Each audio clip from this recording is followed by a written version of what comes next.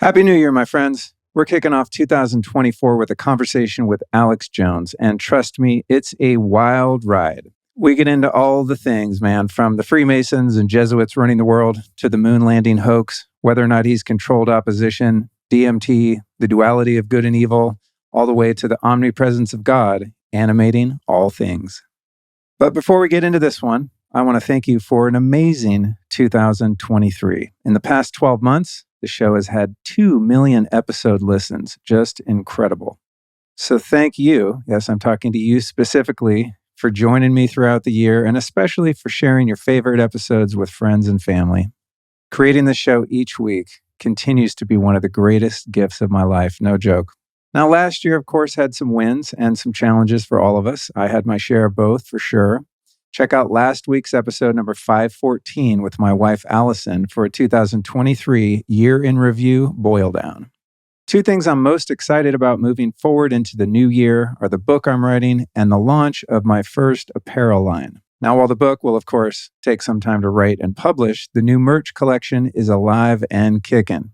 And we're getting an insanely positive response so far. You can find men's, women's, and kids' gear over at lukestoreymerch.com. I've created around 60 designs with really epic art and catchy slogans relevant to the ethos of this podcast. So whether it's the Make Duality One Again fitted caps, or the 5G's Not 5G shirt, that's with a mushroom and a cell tower, get it? The Don't Spike My Proteins hoodie, or the Meditation is My Medication collection, if you align with the message of this podcast, you're definitely going to dig the new gear. Again, you'll find it all at lukestoreymerch.com. Now, despite the chaos in the world over the past 4 years, I have full faith that humanity as a whole is on an upward trajectory.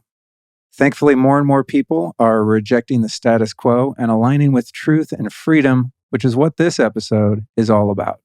Now, while much of what we talk about here is focused on what's wrong with the world, I want to remind everyone, especially and including myself, how important it is to also track our wins and the abundant positivity that exists right alongside the doom and gloom on any given day. Now, some of you that have tuned in already love Alex Jones. He's been a top listener request for many years. And some of you truthers out there will find him too mainstream and probably not hardcore enough. Others of you might be neutral or just not familiar with his work, and there will no doubt be a few listeners who find him offensive or downright reprehensible. To the latter group, I've got some advice. Click skip on this episode and check out the next one. No one is forcing you to listen. I mean, that's the beauty of podcasts. They are, after all, voluntary. But perhaps even better than skipping it, try using it as a growth hack, an exercise in open-mindedness and emotional maturity. How, might you ask? Well, maybe consider the news sources from which you formed your opinion of the guy. Are these the same news outlets that covered for Jeffrey Epstein's crimes against children for so many years, lied us into Iraq, Afghanistan, and other wars that killed millions of innocent people, misled the public about the dangers of the recent gene therapy injections, DDT, asbestos, glyphosate, and just about every other significant event in history? Is it possible that the same propaganda they've been spewing in favor of or against other prominent figures has shaped your view of this guy? I mean, have you personally witnessed him harming another human being? That's the question. And do you believe someone should be imprisoned, deplatformed from all social media, and have their ability to participate in commerce and support their families for sounds that come out of their mouth because you disagree with them? Because you find them offensive? I'll be totally honest. I am deeply disgusted by the words and behavior of our psychopathic politicians, media pundits, and genocidal pharmaceutical barons. Yet at the same time, I also believe they have the right to speak freely, however wrong or dishonest they might be. Now, of course, when innocent people are physically harmed or killed as a result of someone's lies, that enters into another category of culpability. The Vietnam War comes to mind here, as do the government and media officials who lied our way into that horrific and meaningless slaughter. Have they ever been held accountable? Nope. And after all, the main issue for which Jones has been recently crucified by the media and legal system was simply questioning the official narrative of an obviously tragic event. I myself have questioned the media reporting on other such events, like the 9/11 bombings and the Las Vegas shooting, for example. And in both cases, the media has lied egregiously. Do you believe I and people like me should be jailed or punished for seeking the truth about these events? And if so, would you apply the same rule to yourself? I mean, do you want to live in a world where you're forced under threat of violence or imprisonment to keep your mouth shut when you observe or suspect a crime? I certainly don't. If we live in a society where citizens are jailed and removed from public discourse for asking questions, we are, in my opinion, fatally doomed. The communist regimes of history categorically prove this. Mao's China, Stalin's Russia, and Hitler's Germany all come to mind as examples of where the censorship road eventually ends. To me, free speech is the first firewall between tyranny and freedom. Each and every one of us is created with the God-given right to freely express our thoughts, feelings, beliefs, and opinions. And speech is a right that can't be given or taken by a ruling class that lacks the moral or ethical authority to do so. We're born with it. And let's be real here. If the media stopped pathologically lying and deceiving the public, we conspiracy analysts wouldn't need to question their narratives. I mean, it's pretty simple, really. Stop lying to us 24/7 and we'll start believing you. I would absolutely prefer it that way. Do I agree with everything Alex Jones says or believes or how he says it? Of course not. I don't agree with anyone on everything. I have my own mind, and I change it often. In fact, I don't agree with my 5 years ago self on many issues, and I think that's healthy. But has Jones been right about the vast majority of predictions he's made about the New World Order and their diabolical plans to enslave humanity for the past 30 years? Unfortunately, he has. I mean, I wish he were wrong more often. I really do, honestly. Well, he did technically get the chemicals in the water are turning the frogs gay thing wrong. The frogs didn't, in fact, become homosexual. The chemicals actually turned the male frogs into hermaphrodites. Dr. Tyrone Hayes, a biologist and professor at UC Berkeley, discovered this while researching the effects of the herbicide atrazine. So if you've seen a meme video of Jones frantically pounding on his desk, screaming about the frogs, what you saw was a passionate environmental advocacy, not homophobic lunacy. Personally, I'm just as pissed off that these chemical corporation lobbyists pave their way for legislation that allows the natural world, including us, to be poisoned. But what truly puzzles me is that some people are more upset by Jones for yelling about the chemicals than the people who are actually making and selling the chemicals. I mean, why aren't the heads of Syngenta, the company that makes and distributes atrazine, not facing litigation, billions in fines, and nonstop media attacks? It might be because the companies that sell and own these chemicals also own the media. That's just a hunch. To wrap it up, the bottom line is, I had Alex on the show for one simple reason. I deeply enjoy having thoughtful dialogues with interesting people. Think of him what you may, but most would be hard-pressed to call him boring. And I'll tell you, having never met the guy before this interview, I had no idea what to expect. My read on him, as a person, I'll be honest. He was humble, open-minded, funny, genuine, highly intelligent, and really quite a gentle soul. And those are all qualities I enjoy in a person, no matter how controversial they might be. And I could also see the toll the battle has taken on him over the years. I mean, being on the front lines would not be the position I would choose in this battle. As for his politics, it's a non-issue to me. I don't believe in politics or in the idea of being ruled over by a special class of people who have ordained themselves to do so. Why? It's simple. Because I believe slavery is wrong, regardless of how much freedom is permitted by the master. So I'm pro-freedom for all people, at all times, in all places. I serve one authority, and that authority is God.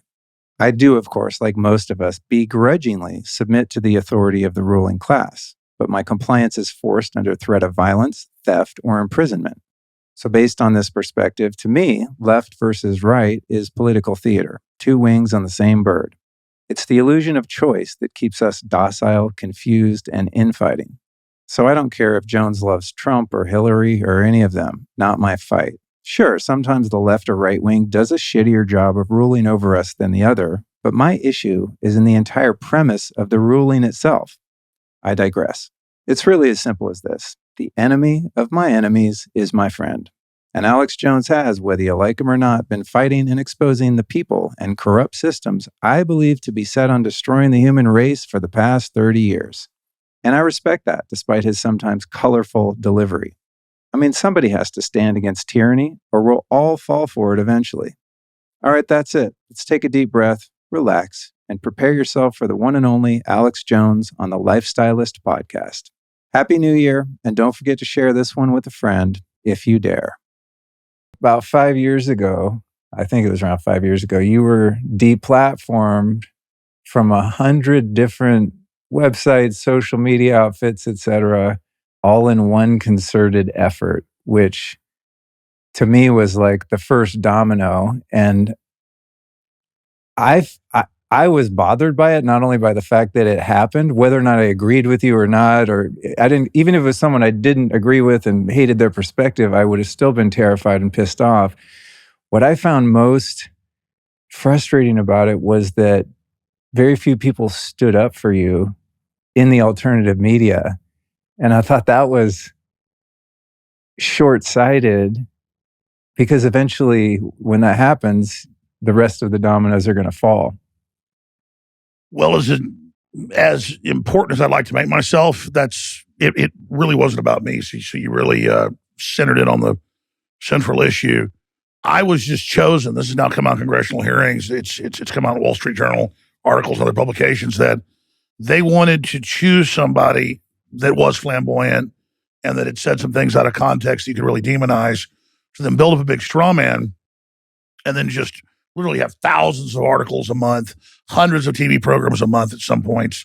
Sometimes I had a Google, link reporting back hits, and some days it was like 10,000 or more because one AP article would be put in hundreds of newspapers. But some days there were thousands of publications attacking me.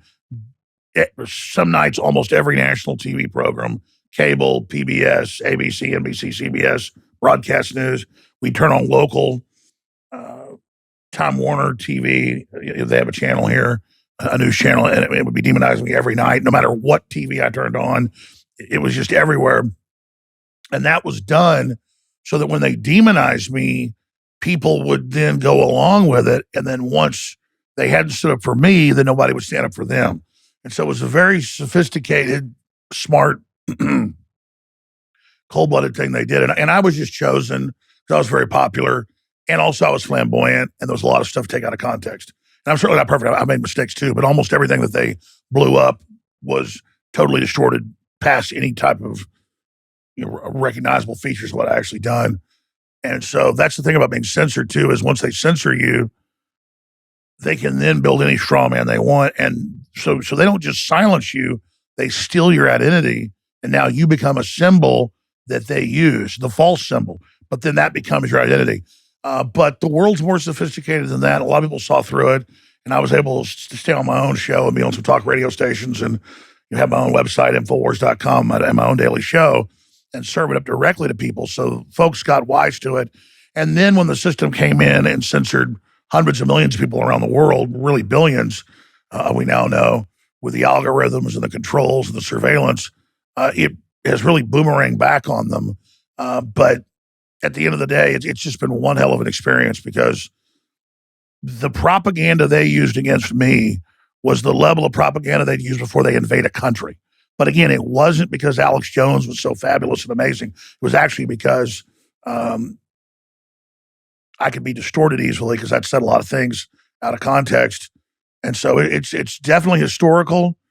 And now we're living in a whole new world. Well, the thing that I think is funny about that, and kind of, I don't know, almost just stupid on behalf of the controllers, is that when you silence someone, it makes a certain demographic of people want to hear what they have to say even more, right? It's like when you tell a kid not to listen to heavy metal, what are they going to do? Listen to heavy metal, right? And additionally, if the things you've been saying for the past 29 years were just completely insane and false, then no one would care to take the time and effort that they obviously took with all the propaganda and the deplatforming. So I think to any rational person who would doubt some of the rather prophetic statements you've made that have proven themselves to be true, unfortunately, in many cases, it only lends credibility to your message, because they would just ignore you, right? There's many people on the internet and social media that are just absolutely out of their mind, and they're just kind of entertaining, and they're not censored because they're so far off the mark, so obviously that no one really pays attention. So I've always thought, if Alex Jones is so mistaken about all of the things he talks about, then why do they care? Why don't they just leave him alone? So it's like, well, that is one of the reasons they chose me.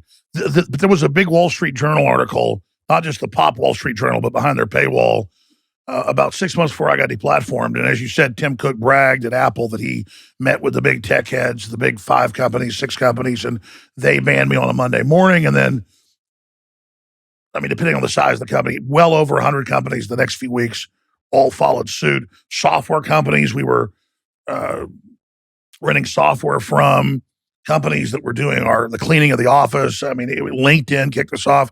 It was just over 100 things the next month or so. And he said, we're curating.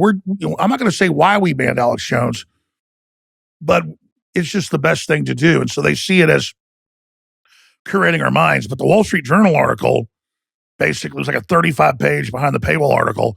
It was written to investors, and it said, listen, we've met with NATO. Strangely enough, we've had meetings in Germany just a month ago. They were saying 5 years ago. And we're going to take out Julian Assange and WikiLeaks. And he was already on, locked up in the Ecuadorian embassy at that time, not in solitary confinement yet.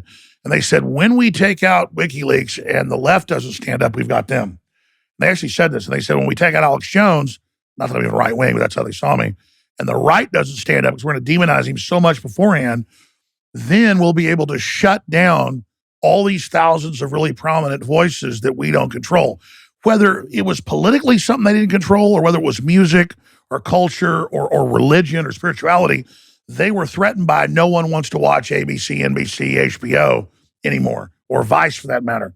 And so they said in this big article, don't worry to investors, because soon, once we take care of Julian Assange and Alex Jones, then we'll be able to take everybody out with these filters and controls. This is not just political. This is about cementing legacy media being able to be dominant in the future. So they made it about Alex Jones and Julian Assange, demonizes people didn't stand up for us like they should. Then it's all the political people get shut down. But then beyond that, it's even inside political parties. If the Republican establishment's threatened by somebody, they have them shut down, or the Democrats don't like somebody, or somebody's anti-war, or somebody's got a better company or a better idea. It really is about total domination, not even political. Politics is just the realm of that control. The target is not just, people that are criticizing the World Economic Forum or the Davos Group or Microsoft. It is absolutely about culture control. And the establishment's owned Hollywood for so long, they've controlled it. They've been able to you go watch these big candle-lit chandelier dinners with the white ties, the black ties, and it's the Henry Kissinger and his wife and all these old Hollywood globalists like Sumner Redstone, and they're just stumbling along like Skeksis and Dark Crystal in control of movies and culture. And now that that's all moved away, this fit is a lot bigger than just political stuff. It's because they don't control the cultural zeitgeist.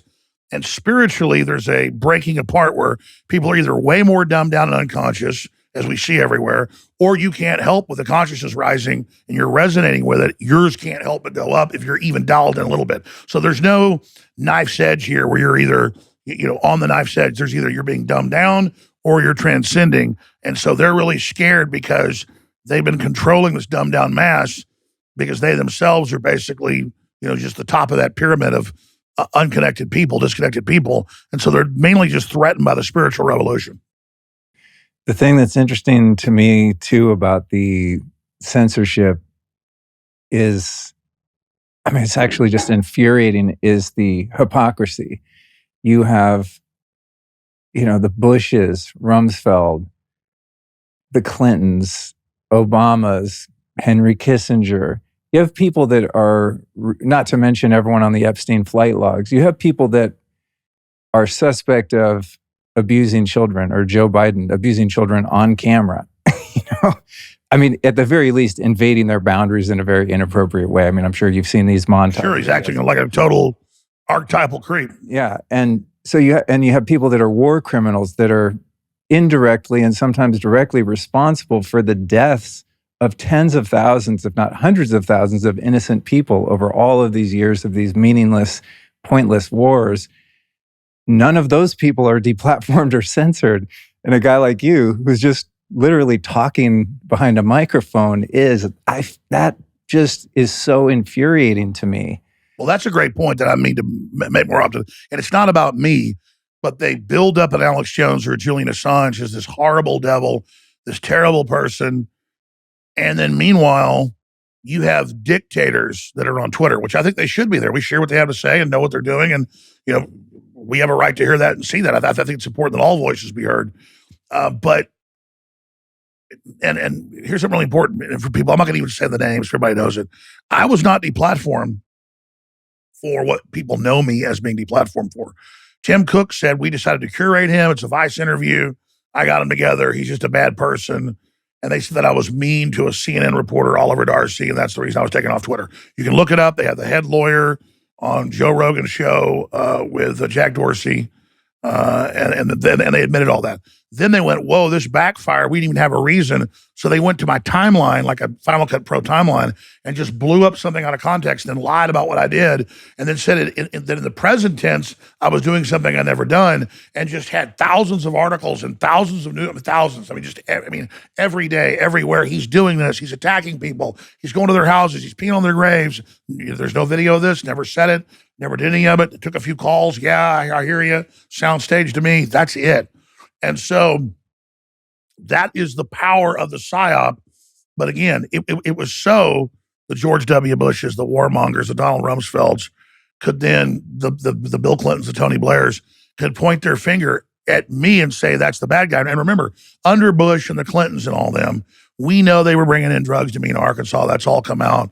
We know that it was a staged election in 1993. But they acted like they were fighting. But the good thing about the populist awakening the last 15 years or so is now it's Obama and the Clintons and the Bushes. They're all together. They admit they're vacationing. Before the Bush senior died, he said, I've been vacationing with Bill Clinton since 1987. This was staged. He's a member of the family. He's actually a Rockefeller, illegitimate Rockefeller. But the point is that this is a CIA club. This is a coup club, and that's what it is. And so absolutely, people that say that I'm evil and bad, and they say it with like this vitriol, shut him down. He was mean to these people. And then they came and show what I did. Did I lie about WMDs in Iraq? And did I, like Madeleine Albright said on 60 Minutes, Leslie Stahl says, well, 500,000 children have died under your sanctions. Is it a good price to pay? And she says, yes, it's a good price to pay. Now, remember, Herbert Walker Bush had put really bad sanctions on him, and that had killed less than 200,000 people. But then when Clinton got in, Madeleine Albright basically tripled the sanctions. No medicine, nothing. And that was an industrial country that had a large population from oil sales. So it'd be like if America had all its medicine, fuel, and stuff cut off for many years. And so it turned out to be about 1 million children died, another 1 million adults. But when they asked her about it, it was 500,000. And she says 500,000 children is a good price to pay for security in the Middle East. So, we talk about Israel right now, carpet bombing Gaza, which I think is terrible, and those children don't deserve to die. But I also see that it was bad what happened to Israel. That's terrible. But where was the media when Bill Clinton and Madeleine Albright were killing millions of people through sanctions and bragging on TV that it was a good thing to do? They do it again. So bottom line, I want to talk about myself all day. It is just crazy to watch people bragging about mass war crimes that on purpose killed over 1 million Iraqi children for absolutely no reason. And then I'm the bad guy, and this woman is celebrated. They're all celebrated. So all I say is what Christ said. He without sin cast the first stone. And just what you were talking about earlier, I didn't used to be a Republican or Democrat 30 years ago, 25 years ago, because Republicans were establishment, blue blood, warmongers that wanted to put you in jail for marijuana and wanted to put you in jail for cuss words and rap music. But also in the Democrats, I disagree with some of their ideas about victim disarmament and things. It's not the Republicans are even that great now. They're just more of a populist beachhead that's trying to do something in the Republican Party. But I look at the Democratic Party, and I look at what used to be good liberal people I knew, and they are literally pro-war, pro-censorship, pro-surveillance, pro-intelligence agencies domestically operating. Since when did Democrats become raving fascist? And so I think that the dichotomy is Republicans woke up that the Republican Party are a bunch of warmongers and are evil. And the average liberal woke up, the Democratic Party is corrupt as well. So a lot of people don't have a home right now. Yeah, I agree. There's not a name for people that I think are just good-hearted people that don't want war and government corruption, and that also, value the individual and want to have an opportunity to thrive and prosper and benefit from their labor. I don't consider myself anything. But the funny thing is about you is it's been interesting to see you framed as like this right-wing guy. When I first heard your stuff, I think it was shortly after 9/11. That was my red pill of all time. And you were going after the Bushes and all these warmongers. I mean, I would have considered you, if I had to categorize you back then, as a liberal or libertarian for all intensive purposes, because the people that you were really going after tended to be the right-wing people. But there's been this cultural and political inversion where the tables have kind of turned now, as you described. And I think many people kind of don't know where they land. They just want to be left alone and live their life and make a living and take care of their family. Well, I think that's it. Just people that want to live and let live and be prosperous. They want to build a Renaissance economy instead of a warmongering conquest economy. And I was against the Clintons because I knew they were corrupt. I was against the Bushes because I knew they were corrupt. And they were part of the establishment. And so whoever was in power doing bad things, I was trying to limit their power and be a check and balance on it. And so it's beyond liberal or conservative. I was just trying to put checks on the power structure. In terms of the censorship, one thing that surprises me, and I should knock on wood because I don't want to manifest this, but I'm shocked that the internet is still live, right? Despite the censorship. I mean, even when they deplatform you from all these different companies and whatnot, I'm just like, why don't they just shut down the internet or shut down InfoWars or shut down, my website or anyone that's kind of contrarian? Do you see that as a feasibility, or are their financial interests too tied into the internet at large for them just to nuke it? And, like the internet in China or different places, North Korea, right, where there's internet, but there's things you can't see. Like if you check into certain hotels, you can't access certain websites and things like that. I mean, why is the internet even still alive? Because I think it's so obvious now that the internet has been, and I think will be, the downfall of the controllers. I mean, the mass spread of information is what's waking up the vast majority of people. I mean, I see 20-year-olds on TikTok talking about the Knights Templar and the Bilderberg group and all the shit. It's like the information is out there and maybe they can't put the cat back in the bag. Well, I think the best way to get into this is this. I am nothing special. I'm actually just a messenger that was awake at the beginning of the last big wave that's basically already broken. And now I can tell you the next big wave is 100 times bigger. And so I'm part of the last wave, and I was at the beginning of the last wave. And the waves before me, with the old timers that knew about the globalist plan, was a few publishers, a few dozen people, maybe reaching 1 million people a decade. Was this like Jordan Maxwell Absolutely. and William Cooper and these absolutely guys? And I would say Geoengineering Griffin and people like that. Exactly. Well, no, so many great people. And I mean, there was so many. Anthony's. They were kind of pre-internet though too. I mean, they were still producing stuff, but they started getting their message out to a much smaller grassroots kind of group of people. Whereas when you came along, the internet was kind of exploding, and you're making DVDs and going. Well, that was it. It was just that I was already somebody researching all their work, and people like Anthony Sutton, that was the chief advisor to the Senate and Frank Church Committee. I mean, that was a scholar. I read like all 4 of his books, and used to talk to him on the phone. He was very humble and old, and thought he was too old to come on the show. But I talked to Sutton quite a bit on the phone when he was in the nursing home, and he was the chief archivist of the Senate.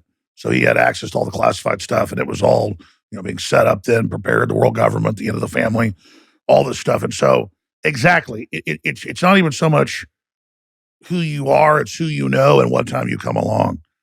And so that's want to be clear is I just came along right at the right time. And so there were all these incredible men and women before me that were literally voices in the wilderness that almost no one heard from. And it was because where they were, you're the chief archivist of the Senate, you see all these real documents. And so, but to answer your question about the internet was designed by ARPA that became DARPA. And that's kind of the big brain trust, secret scientist, mad scientist, cutting edge of the establishment. And it's a lot of diverse people and groups in there at the think tank level. But, in the end, it's where the big financiers, the big bankers decide to spend the money. And in the late 1950s, they developed a secret program called the Intergalactic Communication System. And then the first time they admit any document that they were going to deploy it was in 1961 as the Intergalactic Communication System. And it was not set up to stop the Russians if it was a nuclear war. That was just when they popularized it. And that was one reason in the 80s they wanted to go ahead and start deploying it to Reagan was, well, what do the Russians nuke us? We don't want this to be government facilities talking to each other now with underground cables. We want it to now be everywhere. But the Intergalactic Communication System was postulated, anybody can look this up, by a DARPA psychiatrist. And his plan got picked up and agreed to, that they'd have central computers all around towns and cities. You'd have a handheld computer as soon as they could make them small enough that you would plug into it daily and it would download your actions and what you did. And then it would direct you, similar to that Bill Gates patent from a few years ago, where it directs everywhere you go. And so as a theoretical plan, it's genius, but also a very, very authoritarian, totalitarian. It's pure, autocratic technocracy. And they were going to use that, they said, with big, giant TV screens everywhere that would be programming the public how to behave, what to do, and then giving them orders on their little computer box they carried around with them. They could also then, if they wanted to get video messages or TV messages, plug into this larger screen. It's all described in the patents and all of it. There's over 100 of them. And that they would then use that to gauge the programming of the public. They wanted to create a hive mind. And then when Google was founded with In-Q-Tel CIA money in 1998, they said at the founding meeting, and this is in Wired Magazine in public, they said, we're building the first AI and it'll be the dominant AI, because what it really is a machine-human interface that'll have billions of human nodes like brain cells. We'll know everything you do. We'll track what you do. We'll manipulate what you do. We'll know you better than you. But because it's a machine-human interface, it is the AI. It's us and the computer. And they think it went what you'd call sentient probably 10 years ago, because you're like, well, the machine's not sentient. It doesn't matter. A real AI is measured by how much it can control what we do. It's like red light cameras or stoplight systems aren't smart, but masses of people follow the orders of the simple pattern. And so it's an interface with humans, which now it's controlling an advanced intelligence. So it shows it's actually a form of AI. That's my own view on it. But so basically they set it up to be a interface to merge cybernetically with humans in a mass. And obviously the technology changed and the direction they were going had to be augmented and tailored and recalibrated as they went. But it was designed to interface with humans. Well, humans can't even control our conscious minds, much less their subconscious or unconscious. And so it's like ghosts in the machine. And so despite all their efforts to control it and to manipulate it and to make us subservient to it so they can program our dreams, but also steal our dreams, it's not working. But more importantly, it's because there's a lot of rebels in the system that have been playing along the whole time who are actually against what the older degenerate, as they see it, establishment's doing. And so really it's a spectacular event that we're actually witnessing right now. So there's not just evil in the universe. There's not just the globalists. They're not all powerful. They convince us they're all powerful and then get us to acquiesce and subserve ourselves to them. But if we simply realize that they've built a human machine interface where billions of us are tied together, the same thing, and now instead of letting it program us, we can actually force our will onto it. And they wanted to leave it open and make it look friendly and nice to get us to adopt it. but we now are used to it being more open and don't be evil. It was evil from the beginning, the way they designed it. But again, the best laid plans of mice and men often go astray. Humanity is, even from an unconscious level and a subconscious level through the group collective, the internet is just a synthetic shadow of the real human collective, subconscious collective. And so you're going to see it manifested in that. And they're going to try to use that to gauge, the group subconscious and the group collective, but it's not going to work because there's an overall human drive and human destiny to build and create and have a better future.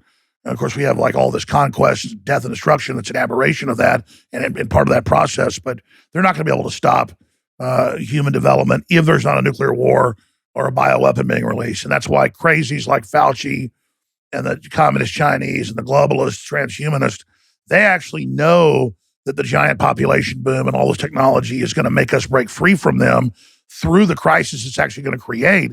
So they want to create artificial crises, dynamite civilization, cause an artificial collapse back into neo-feudalism where only high-tech reservations operate outside of the rest of society, kind of a Hunger Games model, in a desperate attempt to slam the brakes on this metamorphosis that humanity is going through that they know is going to unseat them from power.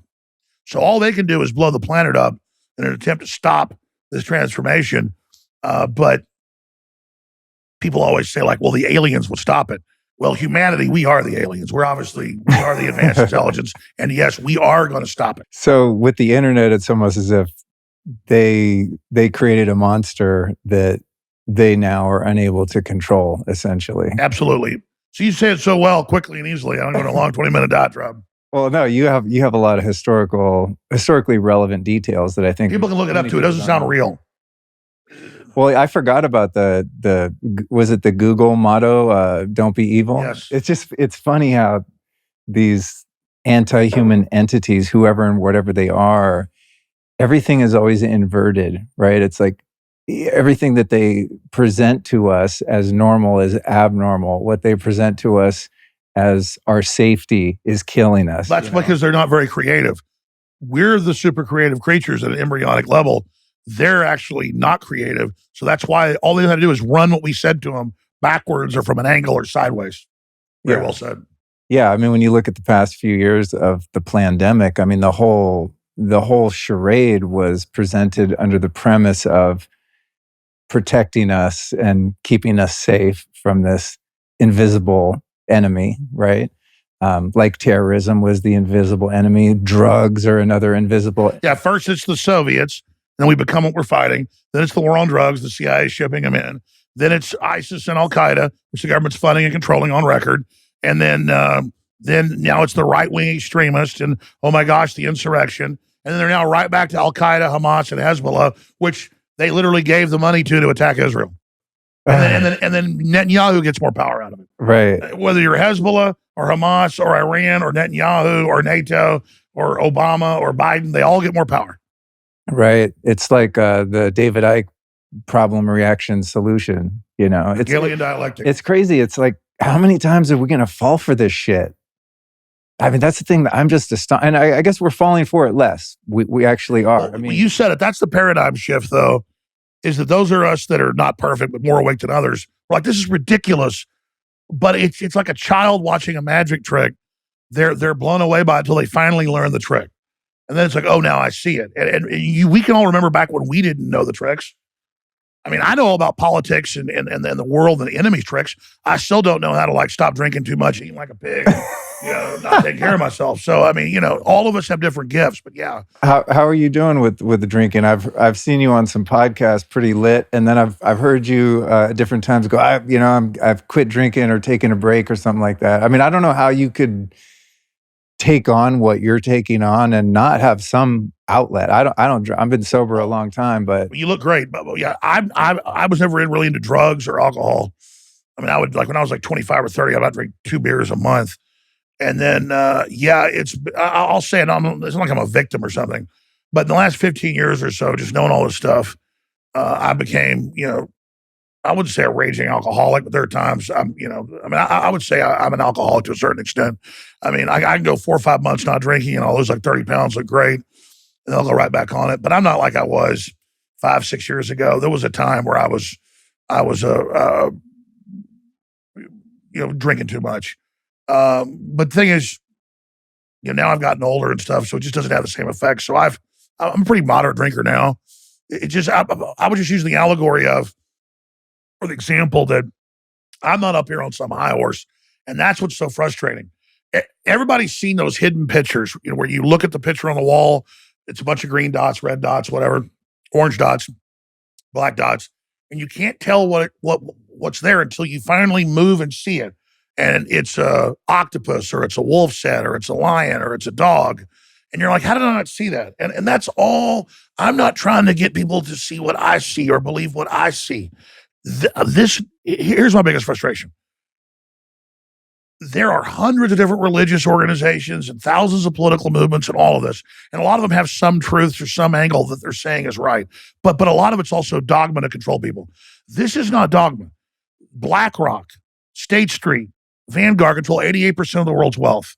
They control almost every major corporation. They're telling people what to do. They admit they're doing it, and it's anti-human and it's destructive. And they pose as liberals while they're financing all these wars and collapsing third world populations and flooding the West and doing all this bad stuff. And what they write and say they're going to do, they do. And so they're in charge. And so I read stuff they wrote in the 50s, the globalists, that they got done by the 70s. And I read stuff they wrote in the 70s, they got done by the 90s. And almost everything they said in the 90s, they got done by now. And man, the next phase is hell on earth. And so this is not my opinion.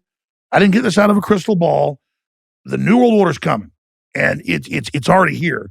And people better decide whether you want to be depopulated, you want to be poisoned, you want to eat bugs, you want to be erased because you're an aberration, and the elite have, quote, stolen the planet, and it belongs to them, survival of the fittest. Because as bad as the general public is, and as bad as I am, I've studied the New World Order, the ruling class. They are the most degenerate, selfish, hateful, satanic people ever. So if anybody needs to go, and if anybody's overpopulating, their carbon footprint's like 10,000 times the size of some average person in Central Africa, then they need to go. I would respect Klaus Schwab and Bill Gates and all them, when they're always saying there's too many people, if they would then euthanize themselves. I'm not calling for violence. I'm not calling for violence. I understand. I'm not saying kill them. I'm saying, dude, show me. Like the Buddhist monk was probably a great person in Vietnam, tired of seeing millions getting killed, and said, I'm going to be anti-war. I'm going to pour a can of gasoline on myself and light myself on fire as a message to end this war, and that helped end it. I'm not saying we should self-immolate. I'm just saying, hey, all you big globalists, you greedy, selfish people that see these masses of folks and see all the problems and think, let's just get rid of people, that'll end the problem. Well, then they need to go first. They need to walk the plank first. Well, there's an interesting thing that I've observed about, for lack of a better term, the ruling class. People call them the elites, but I think they're actually inferior. So I don't use that term, pseudo-elites maybe. The controllers, the 1%, right? Not only are they degenerates, but they're predominantly just super weak. They're just like, when I look at a Fauci or a Klaus Schwab or a Bill Gates, it's like Revenge of the Nerds. They're not strong people. And I wonder if perhaps because they've not identified or embodied their own strength as a man or as a woman, that perhaps that's where their desire to control others comes from. That's exactly where it comes from. When I look at someone who's a strong, independent, sovereign person, the last thing they want to do is control anyone else at all. Well, they're projecting their strength on other people. Exactly. And then Bill Gates, his dad was, a big eugenicist, depopulationist, all of them, as you know. Klaus Schwab's father, grandfather, big Nazis, third largest weapons producer for Hitler. I mean, it's not that Klaus Schwab is trying to look like Dr. Evil or Blofeld from James Bond. That's where they got the Blofelds. I mean, that's so this is art imitating life, not life imitating art. And so they're imitating what's really going on. And you hit the nail on the head right there, that they're cancer. So if cancer cells in the body had a consciousness, which they not a thinking conscious, but they did, they would say, I'm dominant. I'm totally in charge. I can take everything I want, until they kill the host. And so exactly, a Stalin, a Lenin, a Mao, an Adolf Hitler, a Pol Pot, a Xi Jinping, a Barack Obama, a Bill Gates, they are cancer. And so they get together in little metastasized cancer clusters, and they don't even realize how arrogant they sound. Like I saw a big Davos group meeting last week where it was about, well, the general public won't be allowed to travel outside their 15-minute city. They're now officially hanging. I saw that, yeah. But the elites, we will be able to fly around the world still, but you'll be able to do it via VR. They're literally building the prison for us, and they're so disconnected that they don't even know how that sounds to people. Something I struggle with, and maybe you've had a similar internal battle or seeking to come to an understanding, and I'll try to make sense of this question. I'm listening. I've had some experiences in my life, deeply spiritual experiences, and I know you've had your talks about DMT and the dangers of the underworld and things like that. But that aside, I've had some really profound experiences using plant medicines and psychedelics. With much intentionality, not for fun, and no offense to people that do it for fun, but they've been spiritual quests for me. And on numerous occasions, I've seen and understood that consciousness or God, because there's only one thing ultimately in the universe, right? If you zoom way out to source point, there's one thing, it's consciousness, that in order for it to experience itself in all the ways that it manifests itself in this thing that we experience as duality. And it's difficult to articulate, so just try to bear with me. What I've seen in those situations is that these characters that we're talking about are an aspect of God that God has allowed to happen so that it can experience itself infinitely. And where I'm getting with this is, it's an aspect of ourselves. Yeah, I find myself battling with hating these people when I think on a higher level, I can find an aspect of myself that feels actually sorry for them and empathy for them because they've been seduced by evil. And that the whole game of good and evil, and I consider myself a good person, consider you a good person, people that are fighting for humanity, I consider to be, however flawed some of us might be, I consider us on the side of good, and then I look at the people we're talking about on the side of bad. But if I zoom way out, it's kind of all God creating this playground or an earth school for us where we have choices based on our free will.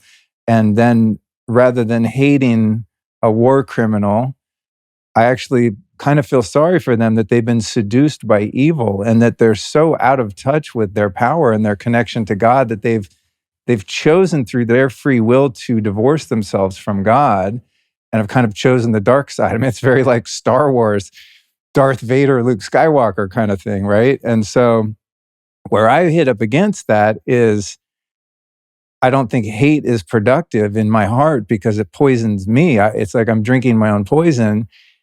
Yet I also have a very strong desire to stop these people that have adopted evil and that harm others. And so it's almost like, I don't know, say I'm on a hike with my kid. I don't have kids yet, but I can imagine what it would feel like. And a bear is coming to attack my family. I'll stop the bear if I can and kill the bear. But it's not because I hate the bear. It's because I love my family. Exactly. You don't fight because you hate what's in front of you. It's because you love what's behind you. Thank you. Okay. So that's, I don't know if there's a question in there. No, it's beautiful. I think you just said the secret of the universe. I mean, how do you see the duality? Because the way I see it is... Well, notice I just said, you just said the secret of the universe. We have free will. We're conscious beings that can literally interface with infinity. And from my perspective, in my view, and I know it's true, you just said the secret of the universe. That wasn't a throwaway line. I didn't just say that because you're a nice guy. I don't want you to feel good. What you just said and understanding that is the study of 1,000 lifetimes. You just said everything right there. And then once you know that, you know everything. What you just said is the answer to everything. It's from my understanding of it, I don't read this in books. I've had these experiences, and I'm not against ayahuasca or any of that. I'm actually scared of it because I already have those experiences every time I go to sleep. I dream from the time I go to sleep to the time I wake up. And I've had a lot of dreams come true. I see all the same stuff people describe with ayahuasca in my dreams. And so I'm like, well, whatever's going on in my head, I had head injuries and stuff when I was younger. It kind of shifts me a little bit. I think that, kind of cut the conch of the head, the thing happens. But I almost don't want to tune the channel I'm on because I'm on the right channel. I'm glad people are over there finding the channel. They should take it really serious because it's dangerous. But anything powerful is dangerous. So what you said is that's it. Infinite consciousness, infinite reality, infinite will. But there is, from my understanding, an overdriving force that actually built this. And so whereas we see this as infinite, it is infinite, but there is infinite systems upon infinite, and there's other consciousnesses with infinite things going on. And then we're kind of in this bubble of this infinite thing. And so we are beings, whether we just arrived or been here before, that are birthed with consciousness, or you could say always existed. But the point is that we have infinite consciousness and infinite ability to absorb consciousness. And so when you look at somebody like Bill Gates or Klaus Schwab, you can physically see it. You can watch their mannerisms. You can see how infantile they are, how sophomoric they are. And then you see their writings and what they do and the horrible things they do and how unhappy they are, how unhappy their families are. The archetypal example will be Luciferian energy, where they want to create their own universe, their own thing, breakaway quote from God, the infinite. And the thing we see is when they do that, they say, well, it's not allowed to just control things. And there's something bigger than this. I'm going to do what I want. Well, then how come every time it's enslave people and control people? And because people want to go with the source that's already the real thing. That's us. We're already part of it. And so they are a form of cancer that's always trying to break away. We've already been given infinite free will.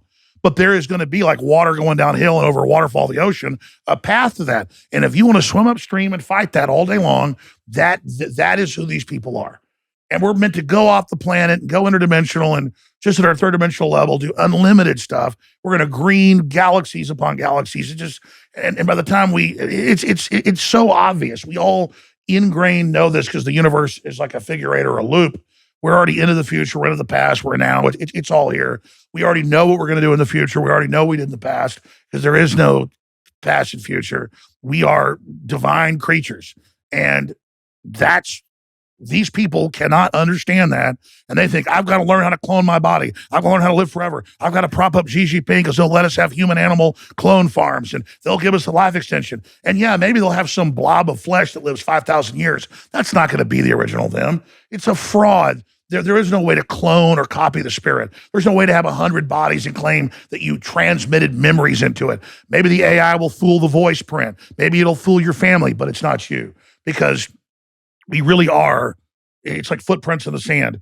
Our third dimensional manifestation is the lowest level of the manifestation of what we are.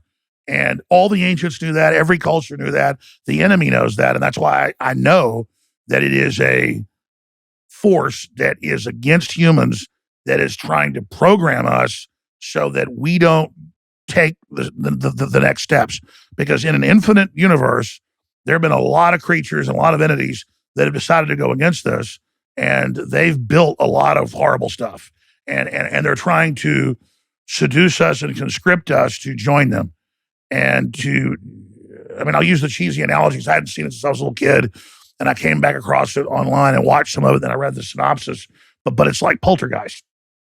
You've got this religious satanic leader who poses as a Christian. He tricks a bunch of people to go out in the Nevada desert into a cave to basically die with him because he wants to keep their souls around him. He's figured out a way not to go to hell, all these good people around him, and somehow bind their spirits to him so that he can have his own little heaven.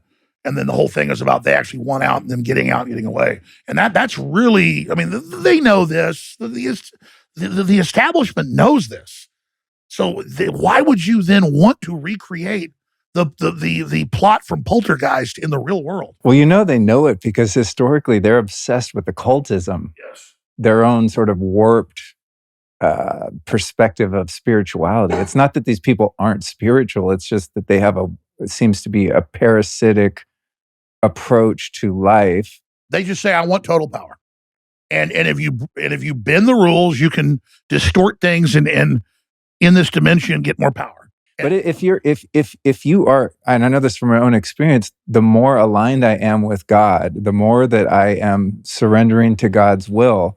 The paradox of that is that the more personal power I have, and the less weak I feel, and therefore I don't need to form a counterfeit power within myself by controlling or dominating or harming other people. But that takes coming of age.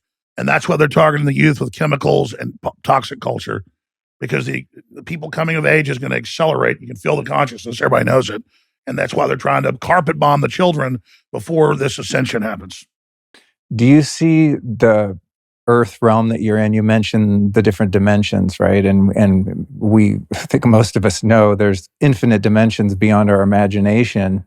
Do you see this planet Earth as a sort of purgatorial training ground where we incarnate, given free will and given the opportunities to either succumb to evil and separate from our creator, or ascend to higher levels of consciousness to rejoin the creator? You know what I'm saying? When you say that, you know it's true because your cells know it.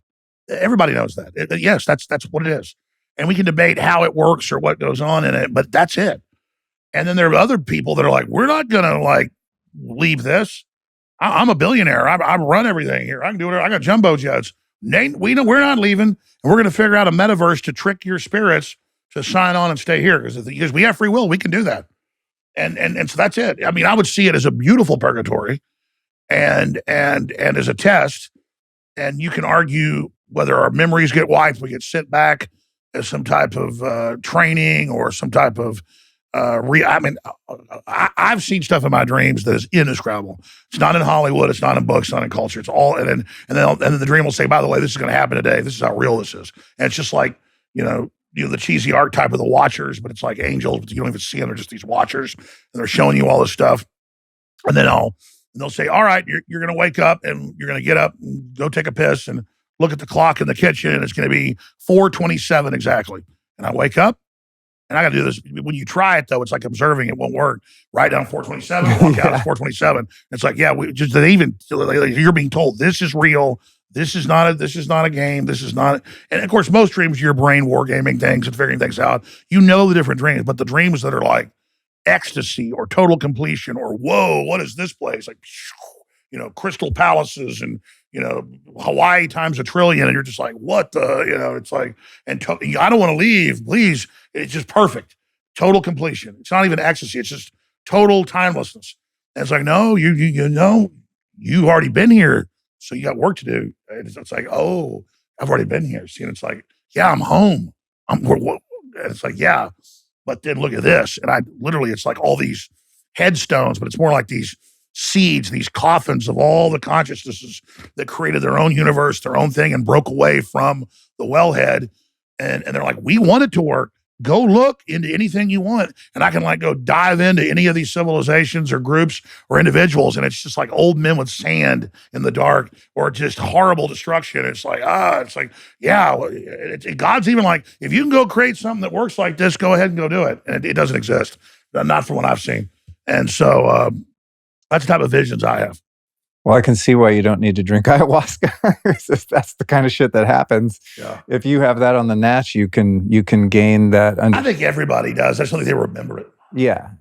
I think everybody does. It's just, There's another point to this kind of purgatorial duality perspective of Earth that I've played with a bit.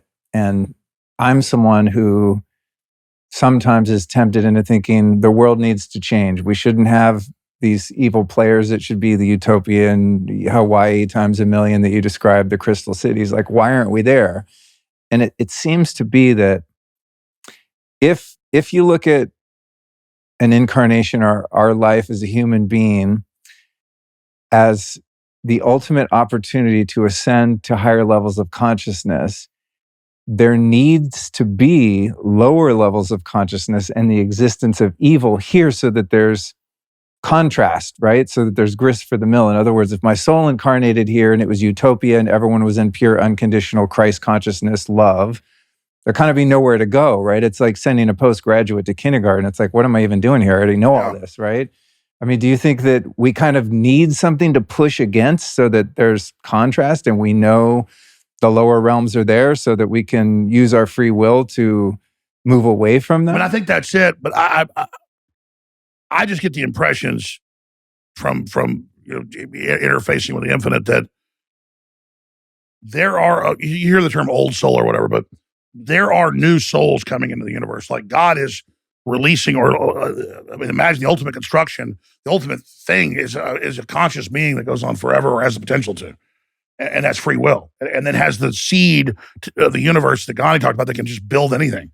I mean, look, what we envision, we just do. We're powerful creatures. And so I think something, yes, I mean, it's more like if you're a rich kid and your dad gives you everything, you end up being a bum. I mean, I think we have to be given the potential to be evil and have to be put into a system that offers that so that we can choose. I don't think you can be put into nirvana and then say, oh, you're free will. And you're just like, oh, yeah, free will. I don't ever want to leave this. Right. And, you know. Do you ever get visions or have an understanding of who you've been before? You know, I never really have. No. It's mainly like I've seen all sorts of potential destructions of the earth, other civilizations being destroyed. Higher levels of energy, cities of just spectacular energy and all the wavelengths and all the things that are going on. And I've seen also people that decide to put themselves in a spiritual prison, how they're in these prisons. And they're not just people. I've seen other species and things in prisons that they've constructed themselves because of their own shame or whatever reason. They build their own prison. And I think that's really the big message I got is, out of all the life in the universe, the universe is a simple term, so much of it decides to just say, I can't handle this infinite. I want to control everything. So they build just a little box that they can contain themselves in, and then they decide to wall themselves off. And I think the big message I've gotten is this third level, or we'll call it third dimension, this jumping off point, is people think there's just perfectness up above, the term above, it's not really, it's just different levels. Over there. Yeah, absolutely. Over there. Is that it's not just peaches and cream too, that you go back to the ancient Greeks and then they talk about the gods of chaos before the gods. And it's not even like a devil and a devil and Christ or good God, bad God. It's more like chaos. And that there's some pretty wild stuff going on. And that's one of the things that I've been impressed with is that we're not just being put through this training at the same time to just go around and float around on a cloud and be in ecstasy forever. Right. Though that's a potential and a feeling I never felt except when I've been in those states that's indescribable. But that's one end of it, you could say. But that there is also a lot of like if we think we know what evil is, what humans do, and what goes on here, it's child's play compared to what's going on in the universe. Well, this is one thing that helps me when I feel frustrated at the lack of justice for these perpetrators throughout history and ones that are still actively perpetrating harm on humanity. I look at these people and they seem to be untouchable. I mean, there's evidence upon evidence upon evidence, and there's no persecution, right, for the crimes that these people commit. And I'll find myself again, and this is, the lower part of myself that gets into that hate. I want them to be punished. I want to see them hanged, politically speaking. I understand. Right?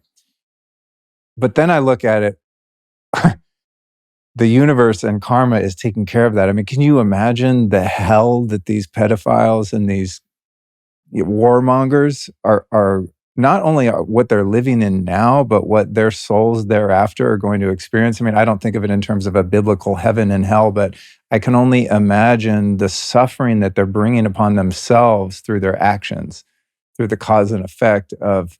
Yeah, but that is what makes you actually feel sorry for them because it's being cut off. I mean, they're going to be given their own private oh, here's your own universe. It's you alone in it. That's kind of what I get is the total loneliness. Kind of like Dante's ninth circle of hell is just frozen. And imagine you're just with, oh, okay, you're the king of this frozen landscape. Now you're here. Right. I mean, that's what, and I think that's really what it is. And so a primitive person, which is not primitive, but primitive times, envisioning and interfacing with this, thinks of like, this is horrible, this is frozen hell, or this is burning, this is torture, because you're totally cut off from the source. Yeah. I mean, I think that's really what it is. And for whatever reason, they're cut off. I mean, you look at Bill Gates. I mean, he can't even help himself on their own TV. They're like, the lockdown's going to go on for years and tens of millions are going to starve to death and it's going to be terrible. He goes, I know. He starts every time like he's having an orgasm and you're just like, whoa, dude, what is wrong with this guy? And I don't understand it all. I just get the basic psychic imprint of what's going on, and then I try to primitively figure out what it means. But I'm not even sure, like, a lot of this lower level energy is like a robot. It's like a program. I'm not even sure Bill Gates is even a person. I'm not saying he's like, like nuts and bolts, a robot. I mean, it's just, I don't even feel like he's even there. Yeah. Well, I wonder sometimes, what is the origin of these people? Even they're almost like entities, these royal families, these bloodlines that then break off into these other groups and fool us to think they're on opposing sides. Like you mentioned, the Clintons and the Bushes, and they're all best buddies behind the scenes, but the media presents them as a choice for us, right? And that they're these opposing forces when really it's kind of, they're all on the same team. And then humanity is on another team. And then some people will I try to group them in. People think it's the Jesuits. I mean, there's a huge group of people that thinks that this is all, that's the main group is the Jesuits. Others think it's the Freemasons and that it's a trickle down from or the Jews, the Knights Templar, right? It's like, who is actually above and behind all of the groups? Here's, obviously I don't take the view of the mainline preachers of the Bible, but the Old Testament was very, very powerful if you actually interpret it, I think, with like a higher level of understanding, or at least we're late in the game, so we can really look back on with hindsight.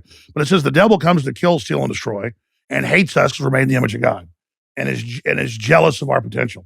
Well, look at how they want to dumb us down and control us, and they're threatened by the crowd. They're threatened by the individual. They're threatened by the innate humanity that is in the general public.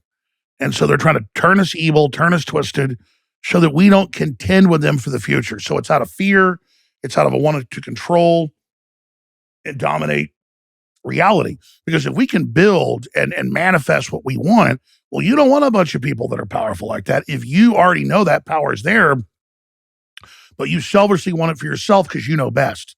And then through that selfishness, you then degenerate like the Ring of Power, to use a Tolkien or the Rings type analogy. Like no matter what you do, the ring can't be used for good. And so I don't think I know. As soon as you open yourself up to that evil, your degeneration begins very, very quickly. Because I was never a Satan worshiper. I never went and killed dogs or cats or anything like that. But I mean, I grew up and we had to move down here when I was 16 because of all the troubles in the area. We lived in Dallas, richest area in Texas, and there was all these billionaires and people. And I was young and really good looking and was prideful and, just, I would say had a lot of, Luciferian energy, which is part of the process of being younger, pride, human energy, but the devil can manipulate that. He called that devil energy. And I mean, I got, recruited into the outer circle, not of your garden variety Luciferians, but like the real thing. And I think obviously they have their own psychic internet, so I guess we're picking up on what was going to happen with me, and I didn't think of it as pedophilic at the time because it really was. The girls were like 16 years old. I was like 12, 13. I was older than I was. Like I was 16 when I was 12, and I went to puberty like I was 10. But I mean, I was like dating the beauty queens, and then I was like 14 dating college girls, and I mean, I'd be like 15, and people take me to a party in Dallas, and they'd be like, the hottest, strippers in town come in and start having sex with me. But every time it was the same cult group, it was the same organization, the same thing. It happened like 6, 7, 8 times. And finally, it's like something out of a movie. And I haven't told the whole story before. It's crazy. But my dad's lawyer was one of the top lawyers in the area. He said, "Yeah, you got to get out of there. They're gonna kill your son." Because I'd confronted him. I said, "I'm not gonna be part of this." Twice I got, like when I'm 13, 14, oh, let's go to this bonfire. And it's someplace way out in the thing. And I'm there with 18-year-old beauty queen. And we pull in. He's like, "Come on, have fun." There's like torches and people. And "Come in, have a drink. Alex here." And it's literally people putting black hoods on. And there's like jets and helicopters out there. So I'm like, no, I'm walking back the road. And back then they didn't have cell phones. So I'm knocking on a farmhouse, calling my dad to come pick me up 30 miles away. So the stuff you see in movies about Hollywood, the elite, and occultism, it's 100% real. And so... Yeah, I've heard Eyes Wide Shut is more of a documentary. It's a documentary. And that's exactly, they rope a new member in, they kill a prostitute at the event. And that's, let's not say anything, she died. And then it's you're off the races. And right, because the blackmail is such a huge part of their control, right? Where they take someone in from the fringes of goodness, right, and kind of seduce them with sex and drugs and depravity of all sorts, and then sort of enroll them in criminal activity, and then hold that over their head. And it's 100% real. And now you're kind of in. And some of the people I knew that got sucked into was always the best looking, coolest people. Once I moved out of there, like, oh, where are those guys? Oh. One was out at a bonfire, died in a motorcycle accident. Another one was out hunting in the woods, and he hung himself. And then they were killing these people. So it's human sacrifice. So yeah, it's 100% real. And my life's been crazy. Everybody's lives are crazy, but it's like it just got weirder and weirder. And thank God I moved to Austin. There's a little bit of new agey stuff and all that, but it's not. It's that's kind of a modern take on what's already ancient. I didn't really pick up a big satanic vibe here, but Dallas, the big Christian headquarters has got it big time. And so I think I had a leg up on understanding all this because I almost got sucked into the really serious occult. Well, you're quite the history buff, and I think that's something I've always found interesting about your message is, the classic, I love this, by the way, guys, document cam, and then your guys will fuck up and they don't show it and you get all pissed off. A lot of times I'm on another show and I've got crew and for 30 minutes I don't say it. I go, "Hey guys, have the overhead shot." I go shot. I'm like, "Okay." Yeah, I wish we had an overhead shot to do that. But anyway, to my point, and David Icke too, who I, got into around 9/11 time too, used to go see his lectures and, going through all the slides, he's like, this is historical fact, right? And the books that you've read and the things that you've studied over the years, there are very few things that you can't back up. And I think, again, that's one of the things that terrifies the establishment is you're not just coming up with this shit off the top of your head, which is why some people view you as prophetic and you always humbly say, I can't see the future. I'm just like, I've read the books, I've read their papers. But going back into the history, I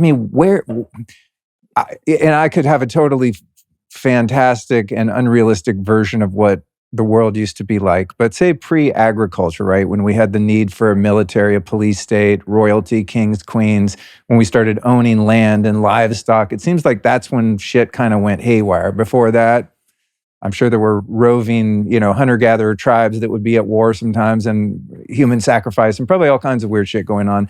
But in terms of the power structure, this superimposed artificial matrix grid that we now call human civilization, the people at the helm of control, I'm just so curious as what are their origins? Did this develop out of ancient Sumeria or is it Babylonian? Where did these groups kind of first take hold of civilization? Again, this is all speculation, but I've done a lot of research and then also go off my instincts and my gut. And really, that's just your subconscious and unconscious. It's way more powerful saying this is what I think it is. Like a woman's intuition, it's not intuition, it's their subconscious and unconscious. It's powerful and it's telling them this is what I think it is. And so if you read what Plato wrote, 2000, whatever it was, 300 years ago or whatever it was,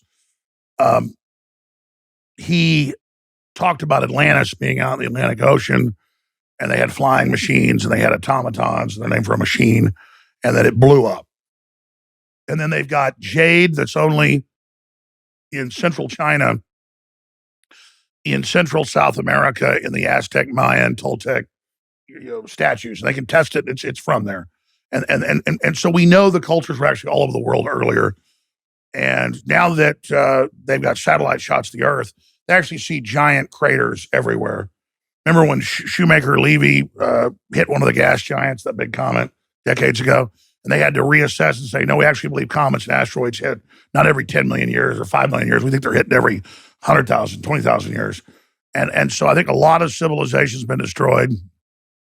And I don't think technology was as distributed as it is now. But I do believe that Atlantis was real, because they've dug up a bunch of places that Plato said, existed where he said they existed, and they thought, oh, that's made up, and they found it. And of course, he was going off oral histories and things, so it wasn't all exact, but he said it was real. He's kind of the founder of modern culture and things today here in the West, and eugenics as well. So the globalists actually, pretty much follow his ideas, the allegory of the cave and all the rest of it. But I think there really has been advanced civilization before. And I think the Sumerians and people, if you actually read their writings, that's what they tell you. And if you check their writings with a lot of the other ancient writings around the world, they basically say the same thing. And so they even tell you that in movies like Prometheus, where, they send the priest down who sacrifices himself to give birth to a new planet. And I forget the term they use for it, transpermia, or it's one of those, meaning life from outside Earth created a life from here on Earth. And so there's really none of the globalists, none of the big academics now are actually atheists anymore. None of them ever really believe that. They believe off-world things created us. And they obviously know that you didn't have some salts in the ocean that just came together and made a single-cell organism, when the single-cell organism has billions of parts. I mean, it's preposterous. And then it goes, oh, where did that come from? So, the whole interpretation of men of the first book in the Bible, Genesis, is ridiculous. Not even what the Bible actually says, what they say it is, 6,000 years and all that stuff. That's preposterous. The mainline thing of Darwin, that, and then a fish came out and became, just all of that is basically ridiculous. What we know now is evolution is completely true. And depending on the solar radiation and radiation from space that's causing our DNA to mutate, and depending on the environment, that there are giant jumps in development. And so that's what goes on this planet. And that's why we see the bear and the dog and, the cat and, we see the birds and all these shapes repeated, even if it's different species of an octopus versus a squid, or all these shapes are just a manifestation of the energy in the higher dimensions bleeding in and pushing into this dimension that is basically just like dirt or a womb. And that's what the third dimension is. It's like a womb for things that are going to be born, a cornucopia. So this is literally just a huge cauldron, really. And so that's what we are. And so obviously there's cats. Look at that image, that archetype, that perfection. It's everywhere. It's all over that design, our designs, all over the place. You see a dolphin or a killer whale all over the place. You see a bear all over the place. You see a spider everywhere. You see a fish everywhere. All these species of fish everywhere. Just different. It's an imprint. It was designed. And then it's a life form that continues to grow and change with its environment, but it was originally turned loose. Yeah. Yeah. I love technology. I find the evolution drawings where it'll show like a chimpanzee, and then it gets bigger and bigger through all the different versions of people until it gets to modern man. I'm like, where are all the guys in between? They're all missing, right? I mean, it's so funny that people think that we weren't just created and put here by the creator. I find that really funny. All the mental gymnastics that people go through. Because they don't want us to know that that's out there, because then they're not on top in their big marble buildings. because Bill Gates and them want to be God and they want to learn all the technology and have us bow to them. And then we basically develop and give them the technology, and they basically are self-appointed gods. Who's in the shadows above the people that we see outward facing? I get the sense if there's, maybe to estimate 10,000 people controlling the other 8 billion of us. I mean, are they throwing these public figures out as sort of sacrificial lambs or as front people, but the ones that are really in charge, we don't even know the names of? Well, we know that, and I could do an hour-long diatribe on that. That's why I don't mean to be obnoxious or talk fast. I want to give people knowledge to back everything up, and it's just frustrating because there's, everything you're saying is dead on. You could do the same thing. Take SPARS 2023, 2025, 2028. That is a government UN, Rockefeller, John Hopkins war game put out a few years before they released COVID. And it shows the tweets that are going to be put out. It's like a huge document. And all you do is change the acronyms for the date and move 2025 to 2020 to 2023. So 2025 to 2028 is moved to 2020 to 2023.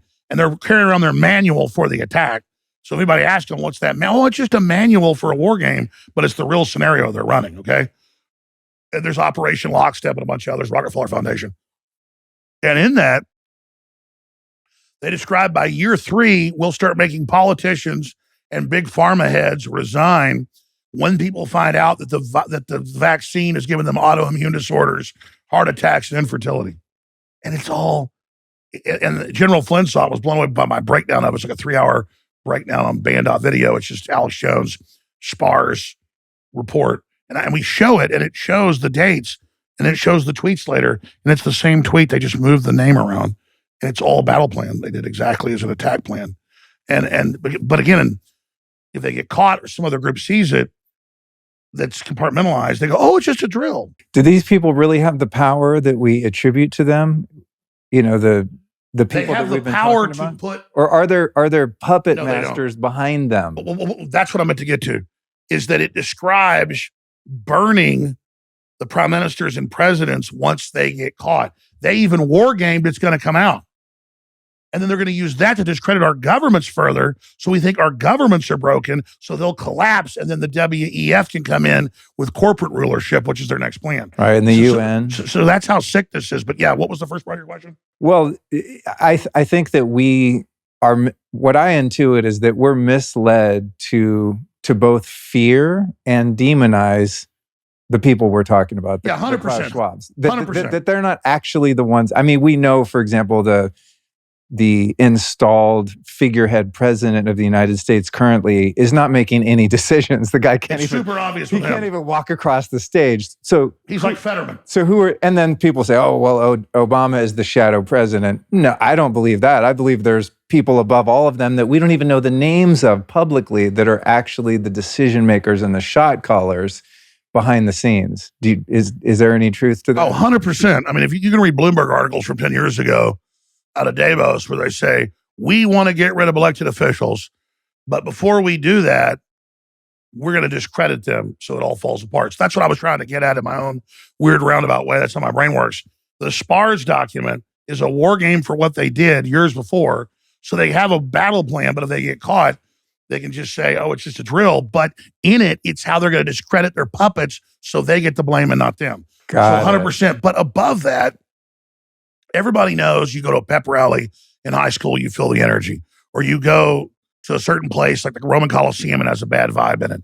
Everybody knows good vibes, bad vibes. Like your house has got a great vibe, great people. Some of us have really bad vibes. And so they really are dialed in, from my research, into an energy source and into like a transmission. And so it's kind of like you're driving through a national park and it says, tune to this channel for park information.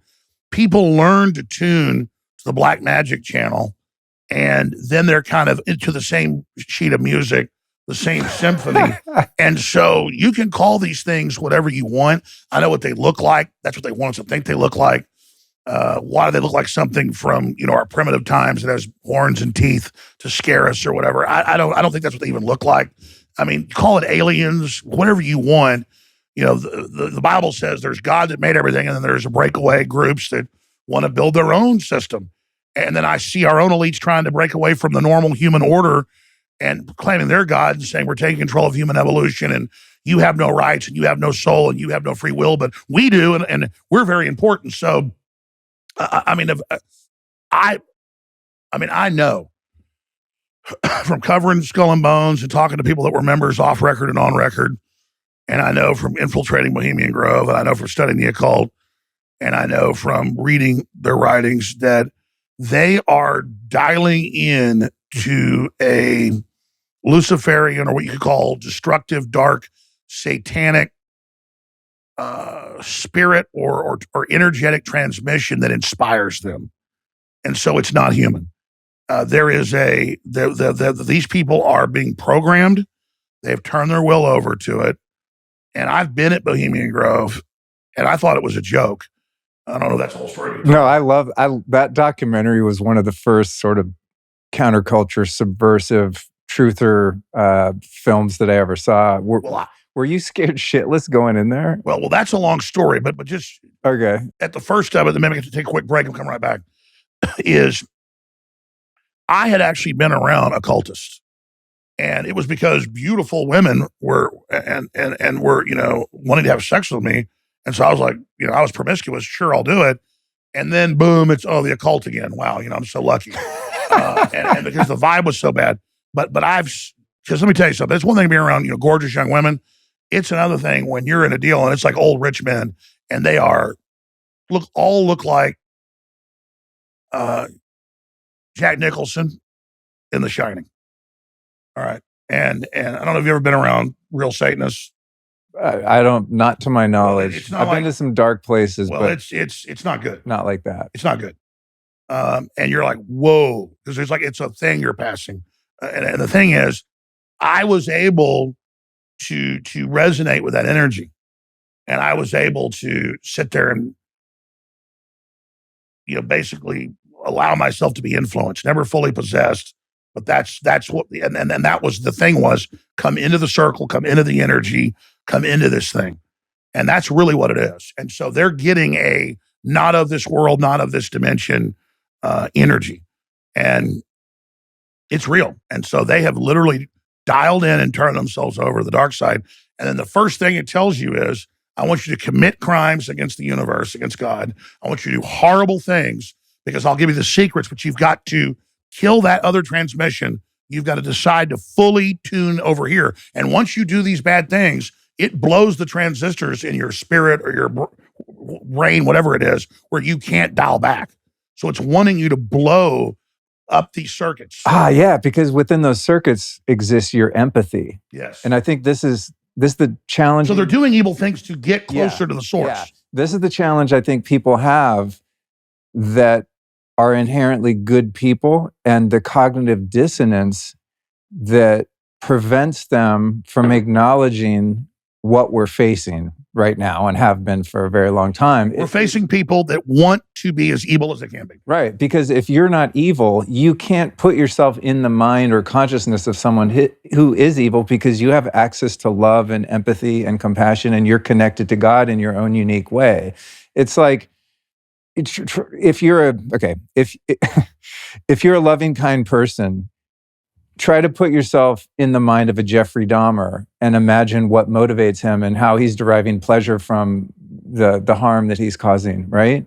It's like you just can't fathom that. But if you have a politician, let's say, or a quote unquote world leader who puts on a suit and is a great actor, like an Obama, for example, just made by Hollywood, kind of likable personality, funny, charismatic.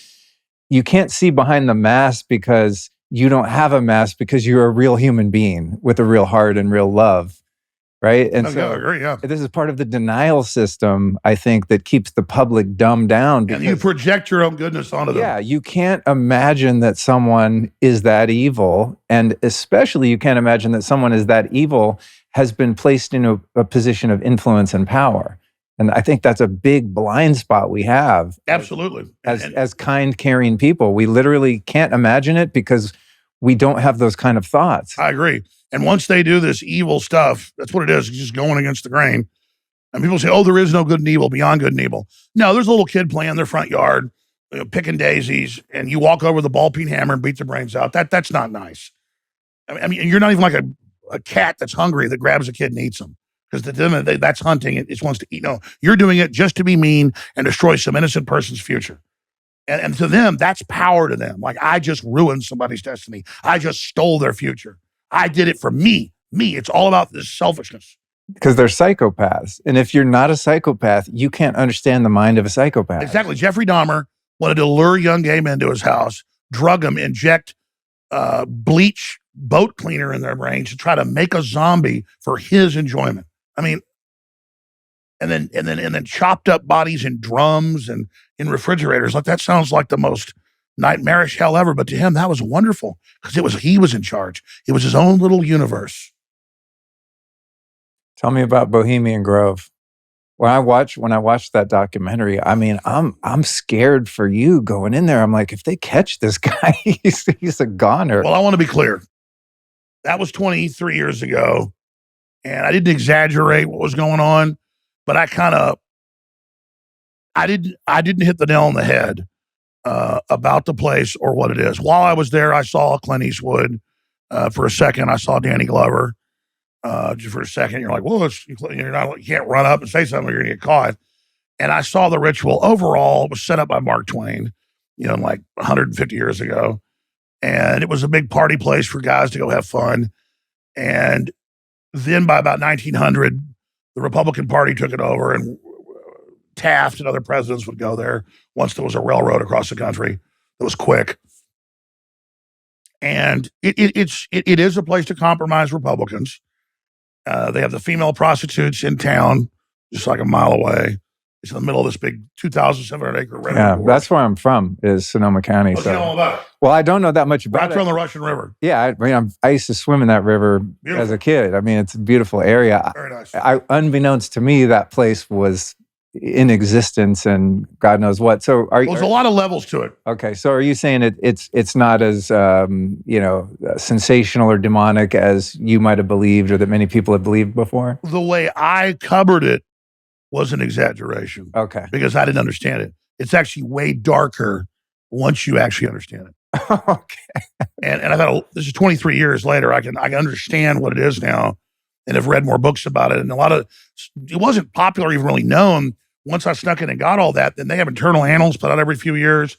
All this literature, when the men die, their wives and family have sold it. So we have a great deal of the lore of it now.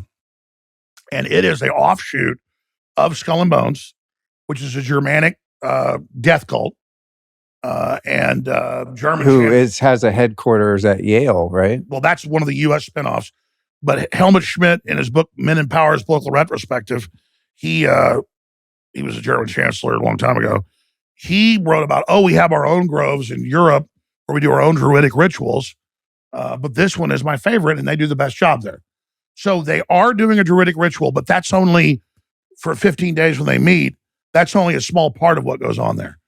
The real stuff is Star Wars deals and nuclear weapons and, buying and selling. But they do a Faustian ritual that takes from Faust, Goethe, I guess, and it takes from the Babylonians, the Egyptians. It takes from Tyre.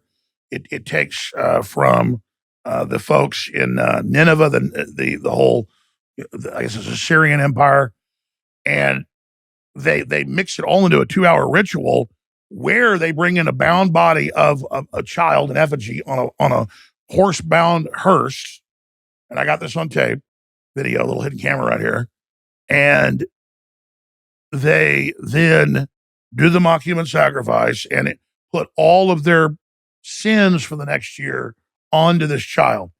And the men, when they're watching it across this little pond or small lake, it's about 100 yards long, but they're it's up towards the north of it. There's the big idol. It's kind of an amphitheater, sort of. Yeah, absolutely. Right? It's like there's a big owl up here, or bull. It has two different meanings, and it's like on 13 steps, and then there's a pond, and bats are flying around. It's all midsummer's night and everything, and then, but you look around in the light of the torches, and the rich men that are sitting there watching it are have satanic looks on their faces.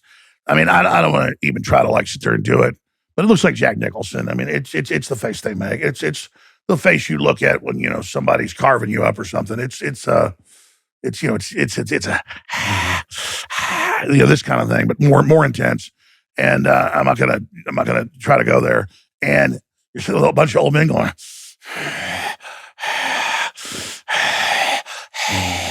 like this, and you're just like, whoa. But then you also look around. Well, these guys are doing it, but some of these other people there, because the people can bring more senior members can bring a guest. Maybe a quarter of the people are guests there, and you'll see some other person kind of like this. But then you're like, most of them are in religious rapture, and they do other rituals there. Other things go on there, and they mainly just compromise people. Because for a Republican, having gay sex is a big deal. And it's like an initiation. It's not like, they catch you and tape you having gay sex. Like they have over 100 clubs there. One's the big chalet that's up on a mountaintop. And Prince Charles and Henry Kissinger, it's all hierarchical. And presidents, they stay in the chalet up on the mountaintop. And they have over 100 other camps. And they're all like log cabins. And some are actually just tents, down to the lowest level. And it's wherever you're at, you go to that camp. And then, again, if you want female prostitutes, you go into town. And they're just everywhere. There's just hundreds of private jets landing, or when I say hundreds, there'll be like 30 or 40 jets at one time out there. And then inside the club, I was only inside about 5 hours. And back then I was, you looked at video of it, I was a lot better looking back then. I was about 50 pounds lighter and everything. And I was getting whistled at, I was pinching my ass. And I had to then finally just hide under one of the cabins until it got dark. And I thought, okay, let's see if they really do a ritual.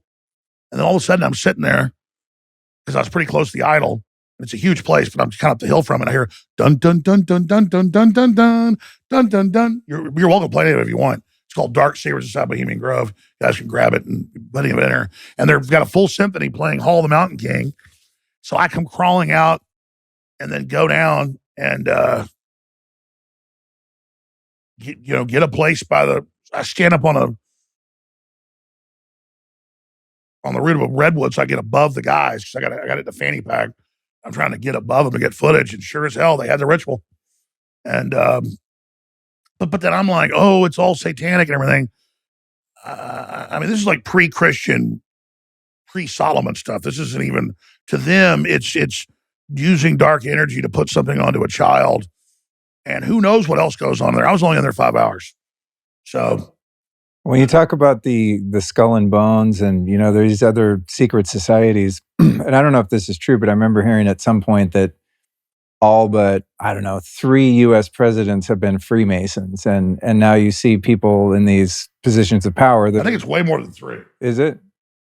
Are the Freemasons really one of the groups in charge? Are the Jesuits in charge? Are they all together? Is it one big group? What's your perspective? Well, you asked a question earlier. People ask what group is dominant. Yeah. And it's all in history to know. So I would have to say that the Masons are the most powerful, influential group in the world. But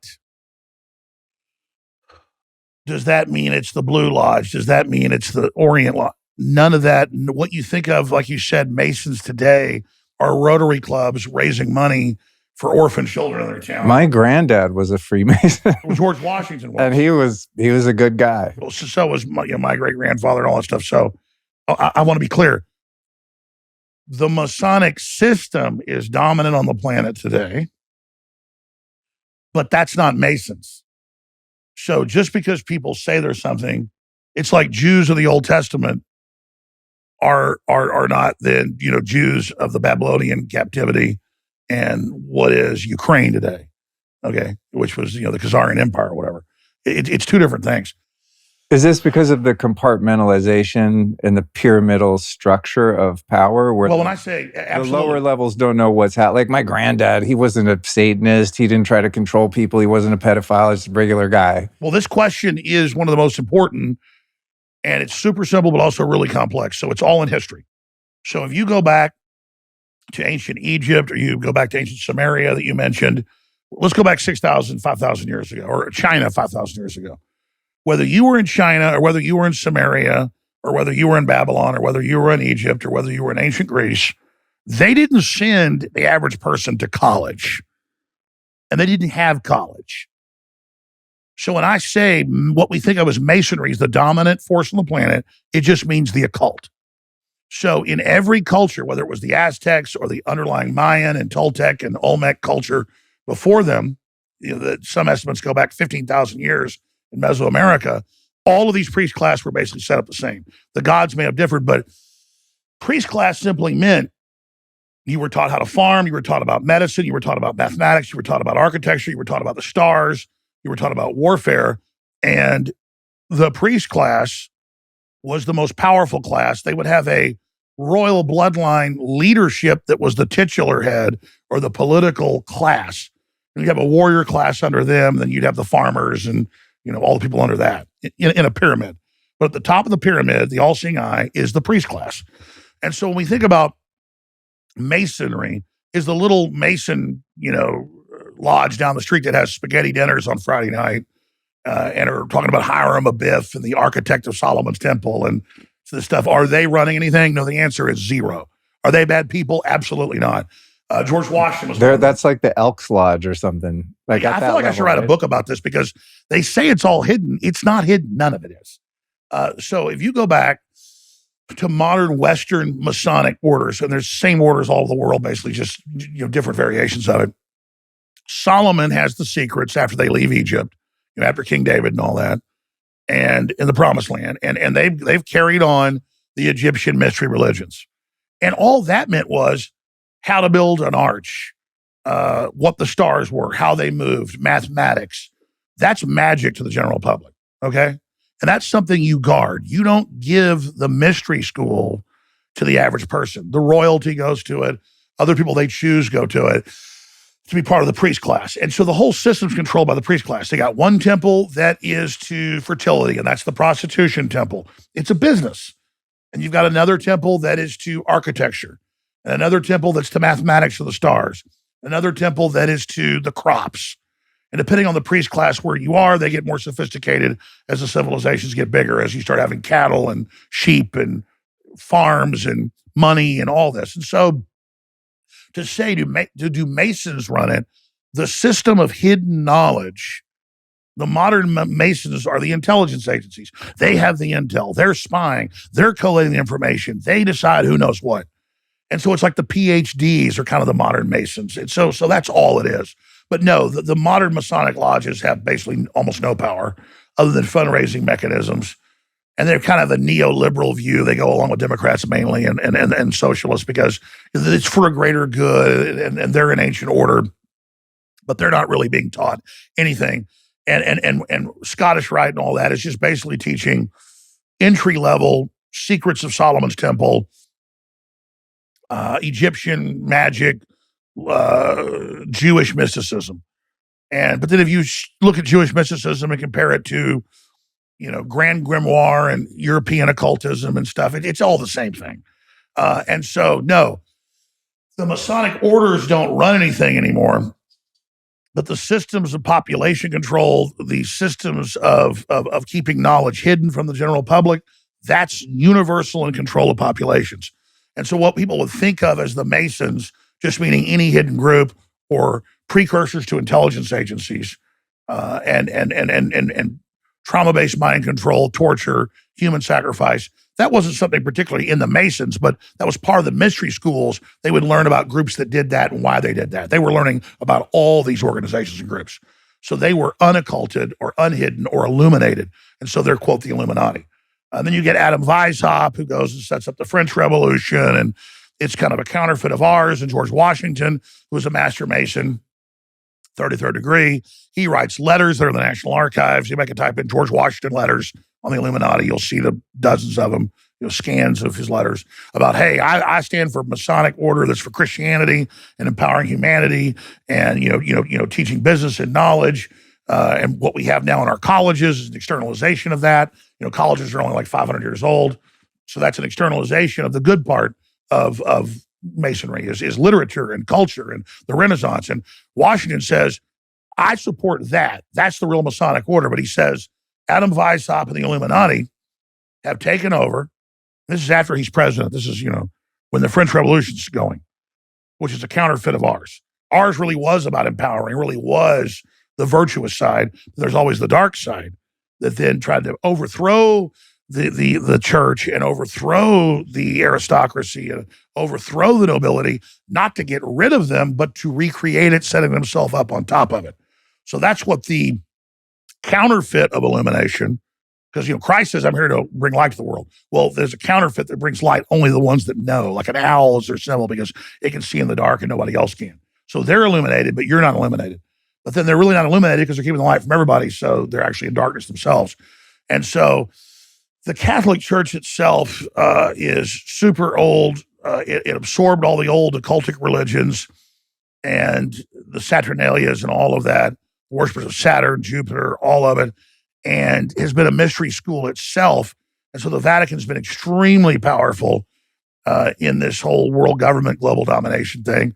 But then you have conservative Catholics that are against it, that are compartmentalized. So I wouldn't say the Jews run it. That's a diverse group of 6 different major groups of Jews. Most of their systems aren't even the same. You've got conservatives, liberals. There's a civil war in Israel. So people love to dumb this down and create camps of, is it the Masons? Is it the Jews? Is it the Catholics? Is it the British intelligence agencies? Is it the communist Chinese? And what it is just powerful, entrenched elites that know human nature and how to control people, that'll form alliances from time to time and work together, but that know these secrets and have decided to keep it from the public. And so if you had to say one group is dominant, because it isn't even a group, it's just precursors to intelligence agencies and colleges, and they're basically the academia of the ancient time. That makes sense. Yeah, it reminds me sort of the mafia and organized crime, right? Where you have these disparate groups that are all essentially engaging in the same behaviors and have very similar business models and are sometimes in opposition, but they're kind of all still part of the bad guys, right? You know what I mean? That's how I look at it. That analogy is perfect. I love how you boil it down in 5 seconds when I try to do it in 30 minutes. Well, that's exactly what's happening. And so they have turf wars and they steal knowledge of control from each other. They all want human cloning. They all want life extension because they want it, but they're not all in one group. Got it. Yeah. I think that human nature and the tendency, and maybe that's kind of the basis of my question, is we want to put a target on the enemy, right? And so we feel the need to kind of corral them into a certain group. We want to finally get to the bottom. Okay, it's the Jesuits. God damn it, we got to root them out, right? But it's so much more, from your answer, so much more complex and nuanced than that, because there are levels to the illumination of knowledge. And not everyone within an organization necessarily is knowingly contributing to wrongdoing and evil. Well, exactly. And I would say in the Catholic Church, if you got to talk about who the really bad force is, it's the Jesuits. So people say, well, is it the Jesuits? No. But if you look at the Jesuits and Loyola, they come to make the church stay more right-wing and orthodox. But then when that fails, they become the liberals who are going to open the church up. See, and now they're the liberals. And really, it was just a group trying to take over the Catholic Church. Right. Because if they, I mean, that's the thing when the folks in power have these fluctuations between putting on the liberal versus the conservative mask, their actions prove that their agenda is still the same no matter what mask they're wearing, right? So if they put on the cloak of inclusivity and fairness and progressivism, when you look at the fruits of their actions that ultimately end in war and famine and all the things throughout history, it doesn't really matter whether they're putting on the cloak of conservatism or progressivism. Their agenda is always seemingly behind it, regardless. Absolutely. And the agenda is consolidate power, consolidate wealth. Because just like you trim your yard with an oak tree, little baby oaks come up, they're called bad sons. They want to cut those down. Just like a grizzly bear will get the female bear pregnant, and she's called a sow, and he's called a dog, but I forget. And then he will come smell the baby if he can. If it's a male, he'll kill it. That's his son, but he thinks it's going to grow up and try to mate with other females, so he kills it. And so it's really preying on your best and brightest and claiming you're empowering civilization when you're really dumbing it down because you're threatened by humanity's overall strength. And I think that's really the ultimate sin, is getting upset when you see somebody better looking and smarter than you come along. That's all part of our collective wealth. And so I see people that are doing well and doing great. It makes me happy. I think the fundamental foundation of their corruption is that they don't like seeing real prosperity.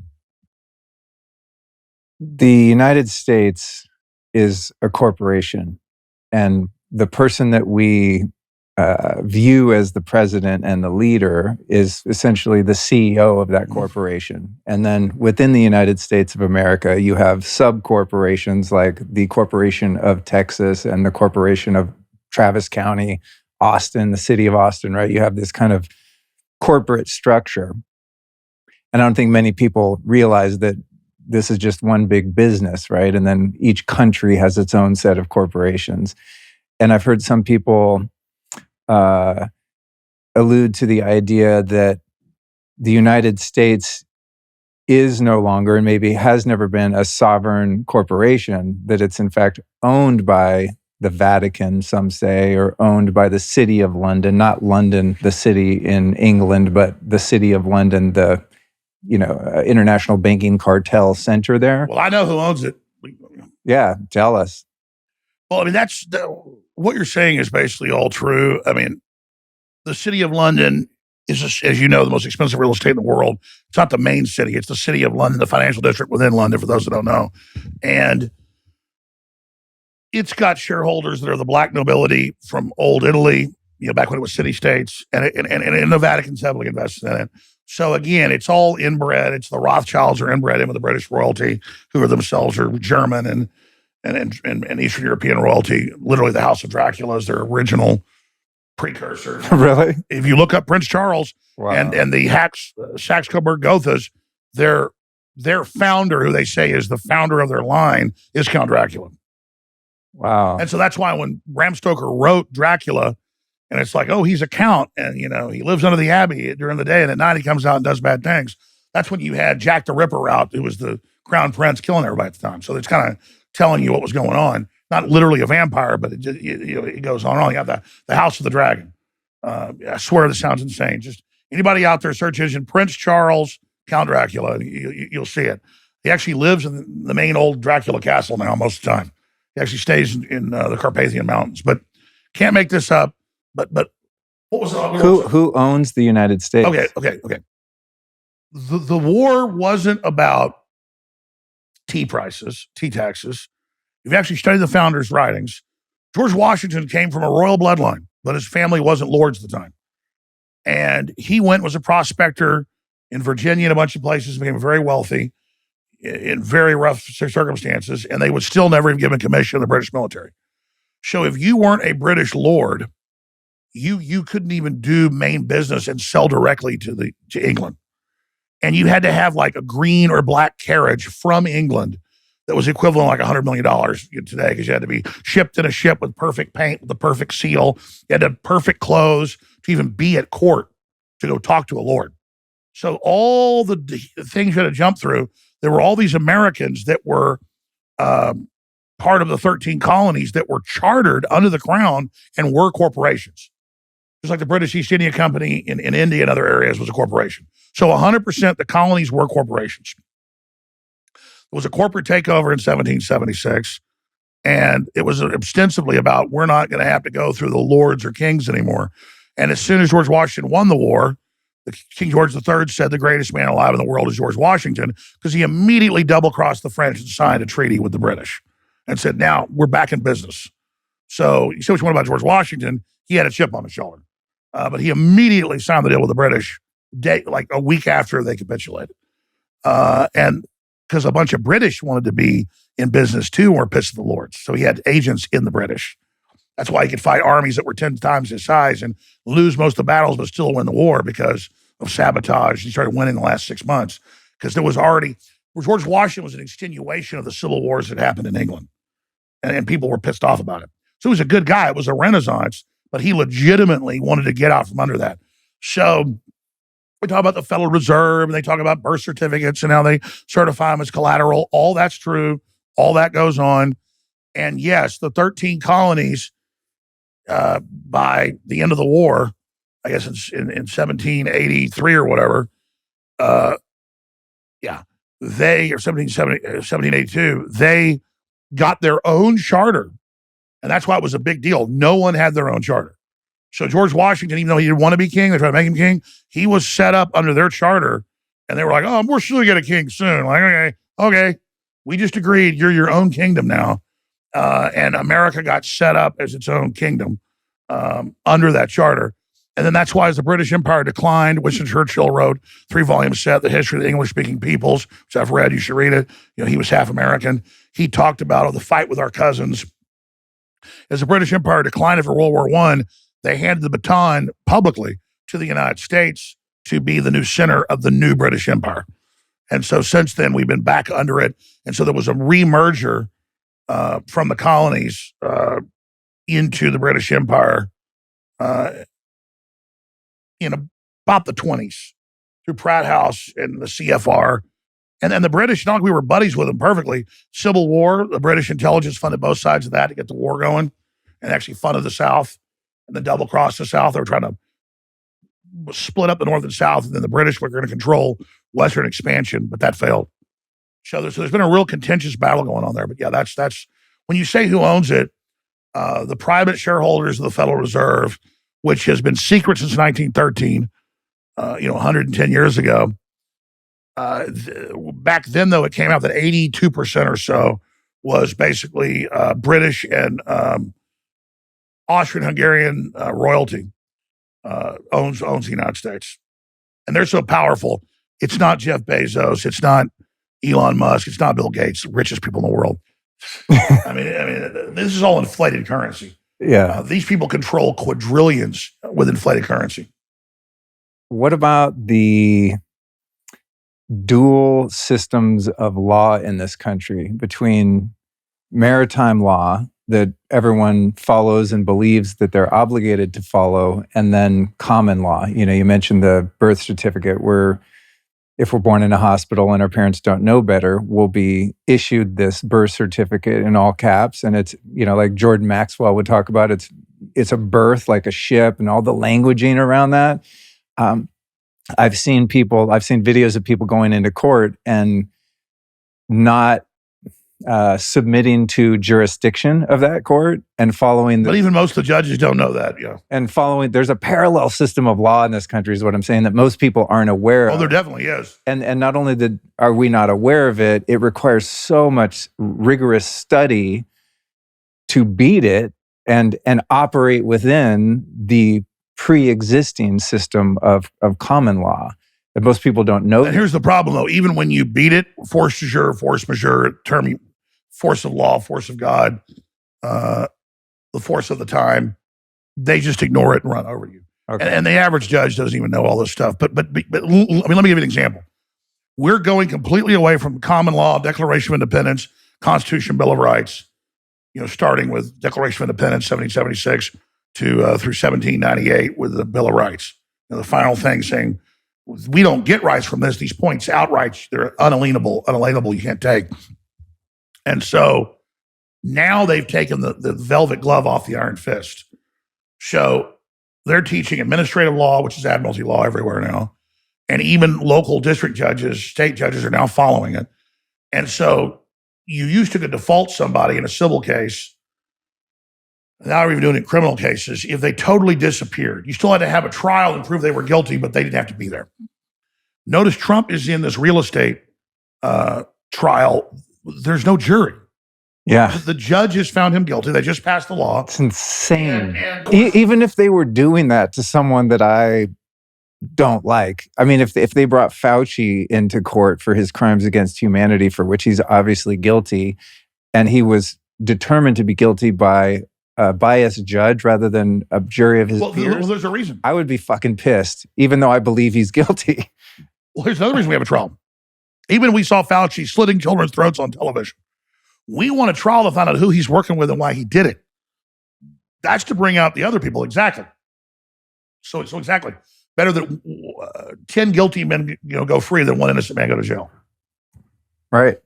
So, and I don't only interrupt you because you make me think. No, it's good. Go. Comments are so good.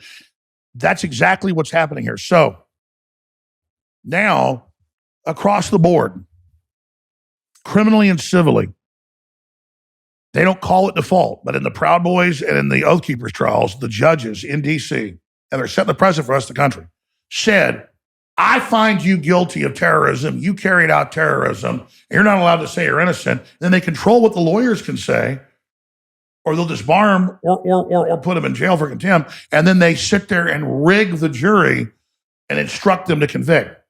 But in the case of Trump, they've gotten rid of a jury altogether. And the judge is having a trial. And while the judge attacks him on his newsletter, online, his wife attacks him, and then gags Trump. So think about the impartiality completely out the window. So what happened to me in my rigged trials in Texas and Connecticut? Look it up. Gave them all the discovery. There was nothing there. Didn't do anything they said I did. Not me peeing on graves. Not me sitting in people's houses. Me a few times in the air going, yeah, I can see how I don't think this happened. That's it. That they create the straw man. Then the judges, all coordinated, literally State Department, Justice Department, CIA involved. It's come out in Congress. Think tanks, the main UN think tank, PR firms. They find me guilty. Look it up. The judge finds Jones guilty for non-discovery.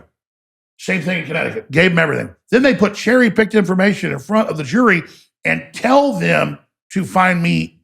They say he's already guilty. Here's how guilty he is. So at least in mine, they had a jury, but just to decide how guilty I was. Not innocent until proven guilty. Not guilty until proven innocent, which is not what we do. We're innocent until proven guilty. It was guilty until proven how guilty. And so they're removing the any pretense of the Constitution, any velvet glove over common law, and going directly to admiralty. And in admiralty, as you know, it's the captain, it's the admiral. You're a ship at sea. Yeah. You're a corporation. Why are you under British common law? It's the same French common law. It goes back to the Romans who first codified maritime law over 2,000 years ago in the Mediterranean. On a ship, you're in an emergency because of the waves and the storms. And there's no, and so the captain's God. Even when you go on a cruise ship, you can gamble and drink booze at all hours, right? Exactly. There's different set of laws at sea than there are on the land. It's the law of the land versus the land of the sea. So you're saying you obviously have an awareness of this much greater than my understanding of it. I just hear bits and pieces of it and I think, well, this is really interesting. I think people don't know that there's kind of two sets of law. So we'll take 007. He's got license to kill. He's above the law. Well, that they actually have for Delta Force and the Navy SEALs and SAS. They say, okay, you will not be held accountable. No court will court-martial you because we want you to do we want you to kill people. You're now above the law. That's admiralty because you're in an emergency. Right. And so one of the games that the controllers seem to play is create a constant state of emergency, right? Through as I was saying, the war on terror. They actually fiscally every year have a new reason to declare an emergency. Yeah. Congress is operating under an emergency since 1933 with the Emergency Powers Act. And you look at it, Great Depression happened. There's also another emergency deal they did in 1929. Yeah, we've been under the Emergency Powers Act, and they reissue the emergency every year. So you know your stuff, man. And it's real. But again, they're all just forms to see what we'll go along with.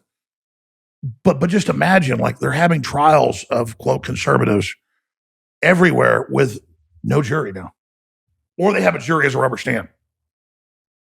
So from your perspective, is the pursuit of educating oneself on the law of the land, on common law, even worth the effort? As I'm saying, I'm seeing, there's a famous in my circles of a guy who looks like a homeless guy who's in court and he knows the languaging. He knows the Black's Law Dictionary. He shuts the judge down. He will not stand. He doesn't follow any of the fucking rules of the court. And eventually the judge just walks out. And case closed, case dismissed. He walks out a free man. And I've seen people do this getting pulled over by law enforcement. And it's a totally fallacious emergency, right? And they know the languaging of the Black's Law Dictionary. They get the supervisor to come. They're there for 2 or 3 hours. More cops come. The the higher ups come and eventually they're like, you beat us, you're free to go, sir. And the guy have no license plates, no registration. And they're accusing him using the languaging of you're driving. And the guy will say, I'm not driving. I'm traveling from one location to another and so on. So it seems like there are you have a right to travel. Exactly. When you say driving, you put yourself under the regulations of laws they pass later. The Supreme Court says, oh, you can't stop somebody from traveling, but you can stop them from doing a delivery. Yeah, there's a commercial aspect. Yeah, it started out with trucks because they were creating potholes in the 20s. Okay. So they said, oh, only commercial vehicles, we're going to make them do this. Right. So what I'm getting at here is that, so, law of commerce of the sea. There are all of these statutes, regulations, laws, bylaws that we all innocently agree to, many times because we just want to be an upstanding citizen, right? And we're not anarchists or whatever. But we don't really have to be following them according to. Yeah, what we're doing is complying with our own destruction. So this is a really heavy point. So what I'm asking essentially is there any point to learning this and educating more people about what our true inalienable God-given rights are in this country or any other country? Is it worth the fight to go that route? Well, that's these are the best questions ever. That's a huge question. I don't know how much time I have to answer. We got all day. Well, people have to be really careful about this because there's a lot of charlatans out there that are going to teach patriot law, common law, and their interpretation. Just because it worked with one judge doesn't mean it's going to work with another. But are we under admiralty law? Are we segueing off of the track of common law and the Constitution over to maritime law, over to administrative law? They admit we are. Are they having more and more trials without juries or a rubber stamp jury? Damn right they are. So yes, they're leaving the old system and moving over to classical court-martial admiralty type stuff. Okay. That said, the bigger issue is this. And if I had like a Venn diagram or a whiteboard up, I could basically draw an image of this. But imagine there's a whiteboard. And up here, we have 1776, 1798. The ideals of freedom are there. We never really realize it, but people are trying to enforce it.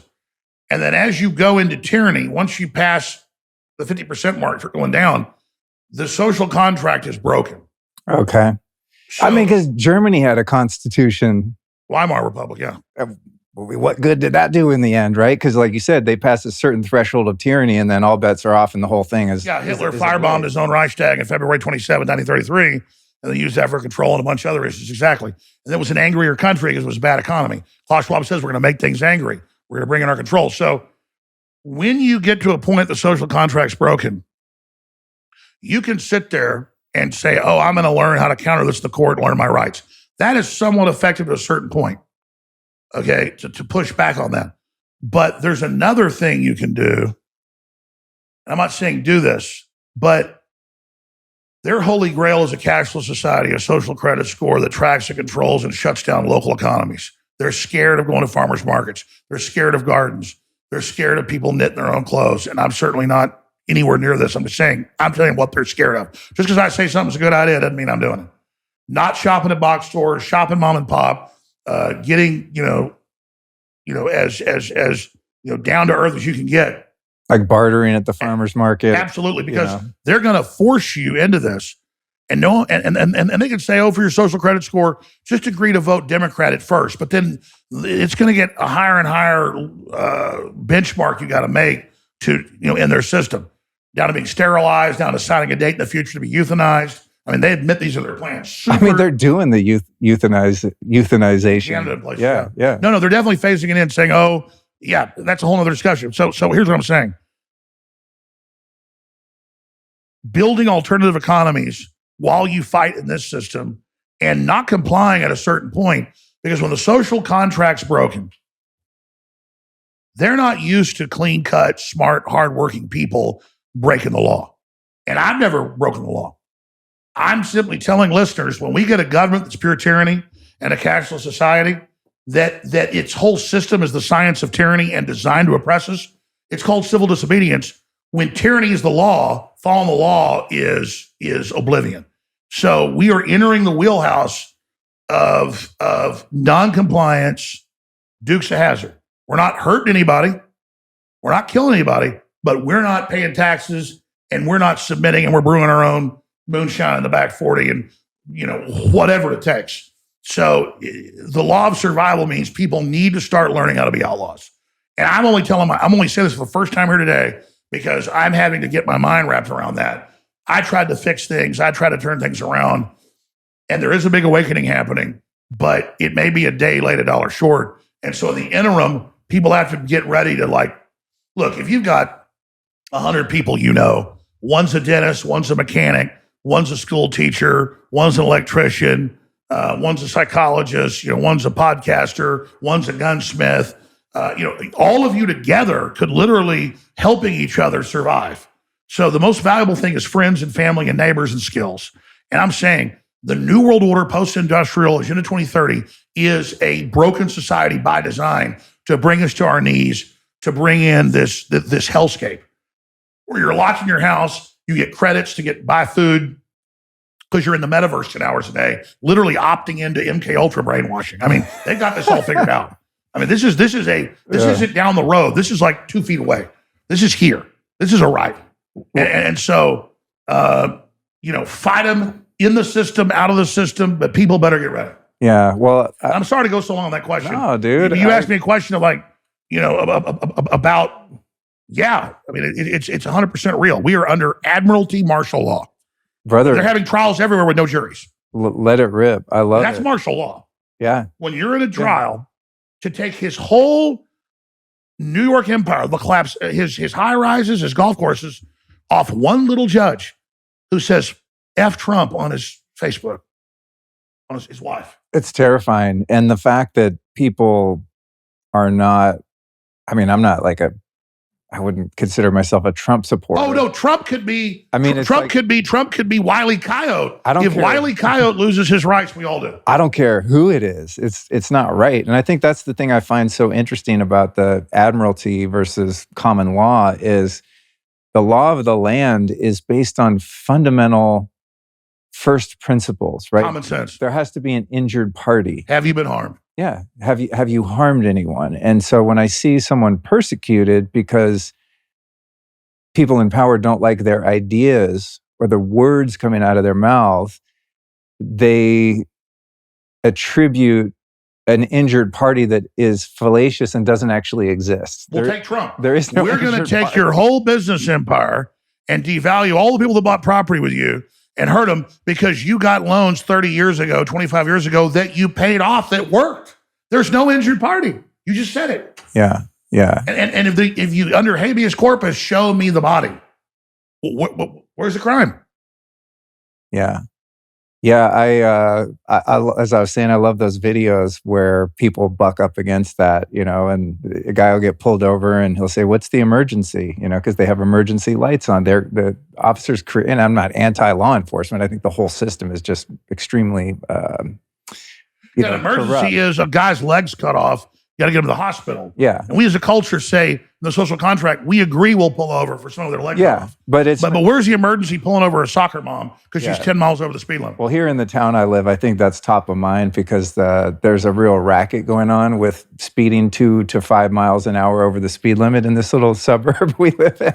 And they'll pull you over. It's $300. So I'm driving down the road when I see cops. And I'm sure they're good people. They're indoctrinated into a system of robbery, right? What they are is they're like a dog. I see them as a bandit who's trying to extort me for money when there's no injured party. I haven't hurt anyone. I haven't harmed anyone. Well, that's right. But they're like a dog. They get a biscuit when they give you a ticket. Right. So I think that's why it's fascinating. But I do want to point back to one thing you said, that playing with the law game is a very sophisticated game. And I just want to urge people, please be careful, because I have heard stories of someone, I'm doing common law now and I tore up my birth certificate and quit paying taxes, and it hasn't worked out well for them. So I think it's, there's a lot of people online that, I'll teach you how to opt out of the system. Well, I mean, here's the deal. Up until now, you can go move in with your family and live in the country.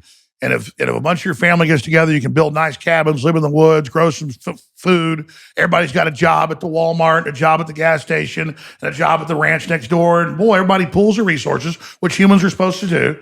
It's great for a nuclear family or a man and woman to have a big house and nice stuff by themselves. But in the past, we all got together to build stuff. They're bringing in their cashless society, their social credit score. and the ESG, central bank digital currency system, that is designed to shut it down. Boom. So I'm saying people need to set it up now. And more importantly than common law battling them and all this garbage is to get together, they'll call it a cult, your family, your friends, and get self-sufficient and then stay off the radar. Because unless you're going to be politically active, that's great. But people should choose. I'm going to take this on head on. I'm going to fight this on the front lines.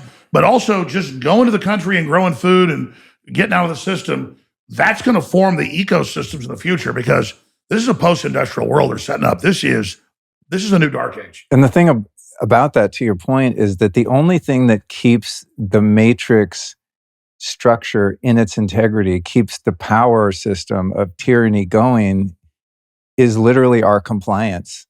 Imagine if, because there's so many more of us, well-meaning, kind-hearted, productive, creative, good people than there are these Luciferian controlled freaks. And you alluded to that earlier. You're like, I want to work with the system. I want to help people. I'm not a rebel. I'm not a contrarian for no reason. But when the system comes against you, on average, we still try to get in the system and fix it, because there's some good places and bad places. It's a mix. But yeah, when the system's at war with you, you have to stop complying with the sectors of it that you know are bad. They'll say, well, who are you to choose? We know good. We know right from evil. We've now entered the wheelhouse where it's time to stop complying. I mean, it really is. Wherever you think something is, and like you said, it's always blaringly obvious. Maybe you should get a radar gun and get the cops going on the speed. There's more than one way to skin a cat. Yeah. Well, I've thought about getting one of those radar jammers, and you can install it under the hood. Oh, yeah. You know about that? Oh, yeah. Yeah, like the radar jammers. I think people in Texas have them. One thing I've noticed here, my wife would agree, people drive like freaking maniacs in Texas. So I think that's why they need these radar jammers. Next thing I want to ask you is the false paradigm of choice in politics, left versus right, that we can choose one leader over this leader, or we can have a predominantly Republican-led government or Democrat-led government. My perspective, if I can kind of zoom way out, is that the entire premise of any human being having authority over another is inherently fallacious. That this idea, this hallucination that we've opted into, that a king or a queen or royalty just assumes dominance over any other person, is not only wrong, it's just totally false. Yet we're just born into it generation after generation, so we don't question it, right? Like, it's this illusion of choice, and we're actually happy about getting the leader that we pick. But what if there were just, well, a leader's not a controller that we pick, when none of them actually deserve to control another person, right? Like, say I was born a specific bloodline and I'm going to tell Alex Jones what you can and can't do. Is just inherently that's wrong. Again, that's the old question of civilization, is that once things get complex, there's got to be some ordering force. So now they say, well, let's have an AI computer that does it, but it's going to be programmed by somebody. And so that's what they're selling now, the technocracy. And so that's why in a republic, the minority's protected as well as the majority. It's still a very, very messy system. And until Trump came along, and he's not perfect by a long shot, the Republicans and Democrats were all basically bought off, or anybody that wasn't bought off, they were constantly indicting populist Republicans and some Democrats, like James Traficant, who they probably killed, or Kennedy, who they killed. And so people get a populist inclination, the system comes and takes them out. We have to start rallying behind our populist leaders like William Wallace, and he got killed, but then they got another leader that defeated the system, but then he became corrupted as well. So yeah, I mean, that's the thing, is it's the imperfection of humanity.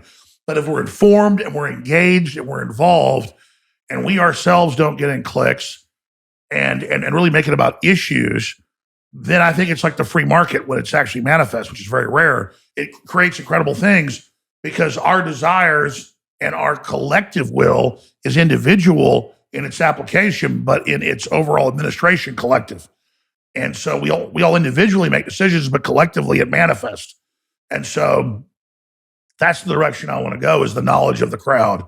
That's why they try to program the crowd with these mind viruses, try to hijack the crowd, because what the crowd wants, we build. People that complain, these rich people that, I don't like big traffic and cities and all these people.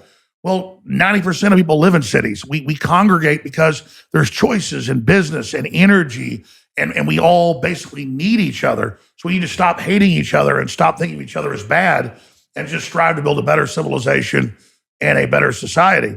The globalists are like, we'll depopulate 9% of the world. Well, they'll never have enough, robots to, quote, even upkeep things. It's all a lie. All the actuaries show that. It's all a fraud. And not everyone can be a robot polisher. Klaus Schwab said. Yeah. It's one of the best. He says it in public. Like, not everyone can polish the robot. These people come out and say anyway, but the point I'm getting to there is, and I'm no history buff to the degree that you are, but I'm not better. Again, if I just look at the basic evidence at hand, no matter what form of consolidated government you have, of what ilk and what stripe, whether it's communism, socialism, some derivative thereof, democracy, republic, whenever you have large groups of people that buy into the superstition, the hallucination that anyone deserves to have power over them, even if you have good people that enter into those government systems, those systems corrupt them. And so, if you look throughout history and all of the mass genocide that's taken place, it's all taken place at the hand of some form of government. So my thing is like, well, maybe the answer is no government at all. And I don't know how that pans out. Well, Karl Marx would say that the state grows and then the means of production goes up so much that he decentralizes. That's kind of what Google and Klaus Schwab are saying, but they're not bringing less government, they're bringing more. They're just bringing a corporate form of governance and a computer form of governance that micromanages every facet of our lives. But you're absolutely right. What we need to teach is morals and valuing real human rights and decentralizing power, busting up trust like Teddy Roosevelt did. Because Microsoft was broken up in the late 1990s. Look at it now. There's oligopolies and monopolies many times bigger.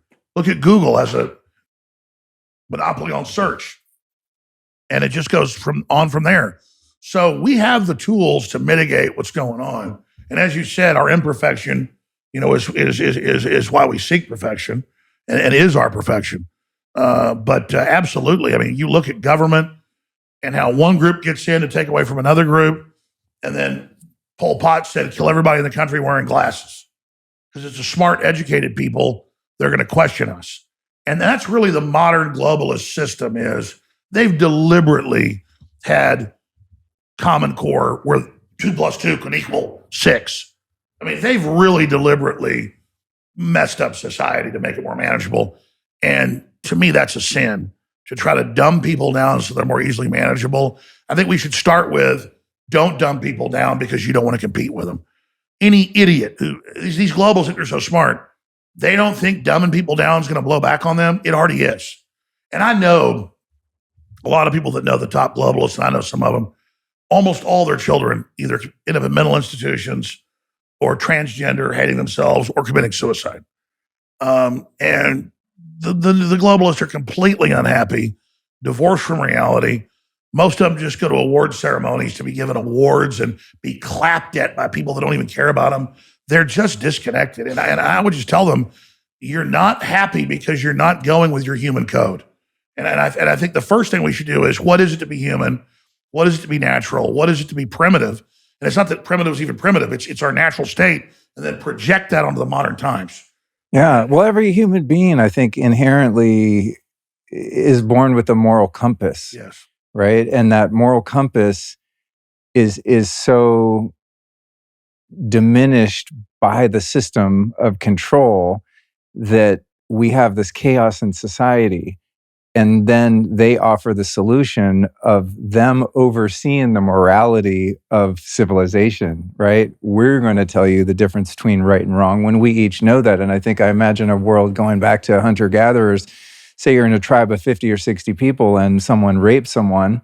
That's not going to fly. You don't need a police force or a government or a military to stop that. The majority of the people in that group are going to know inherently that that's wrong, and they're going to see to it that that person is prevented from doing it again. Well, the first time they're going to get their ass kicked and thrown out for a year.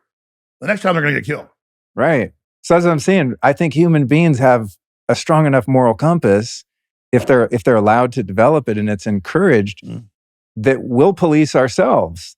No, you're right. I mean, I think what you're saying is, this has been proven, the very worst people seek power.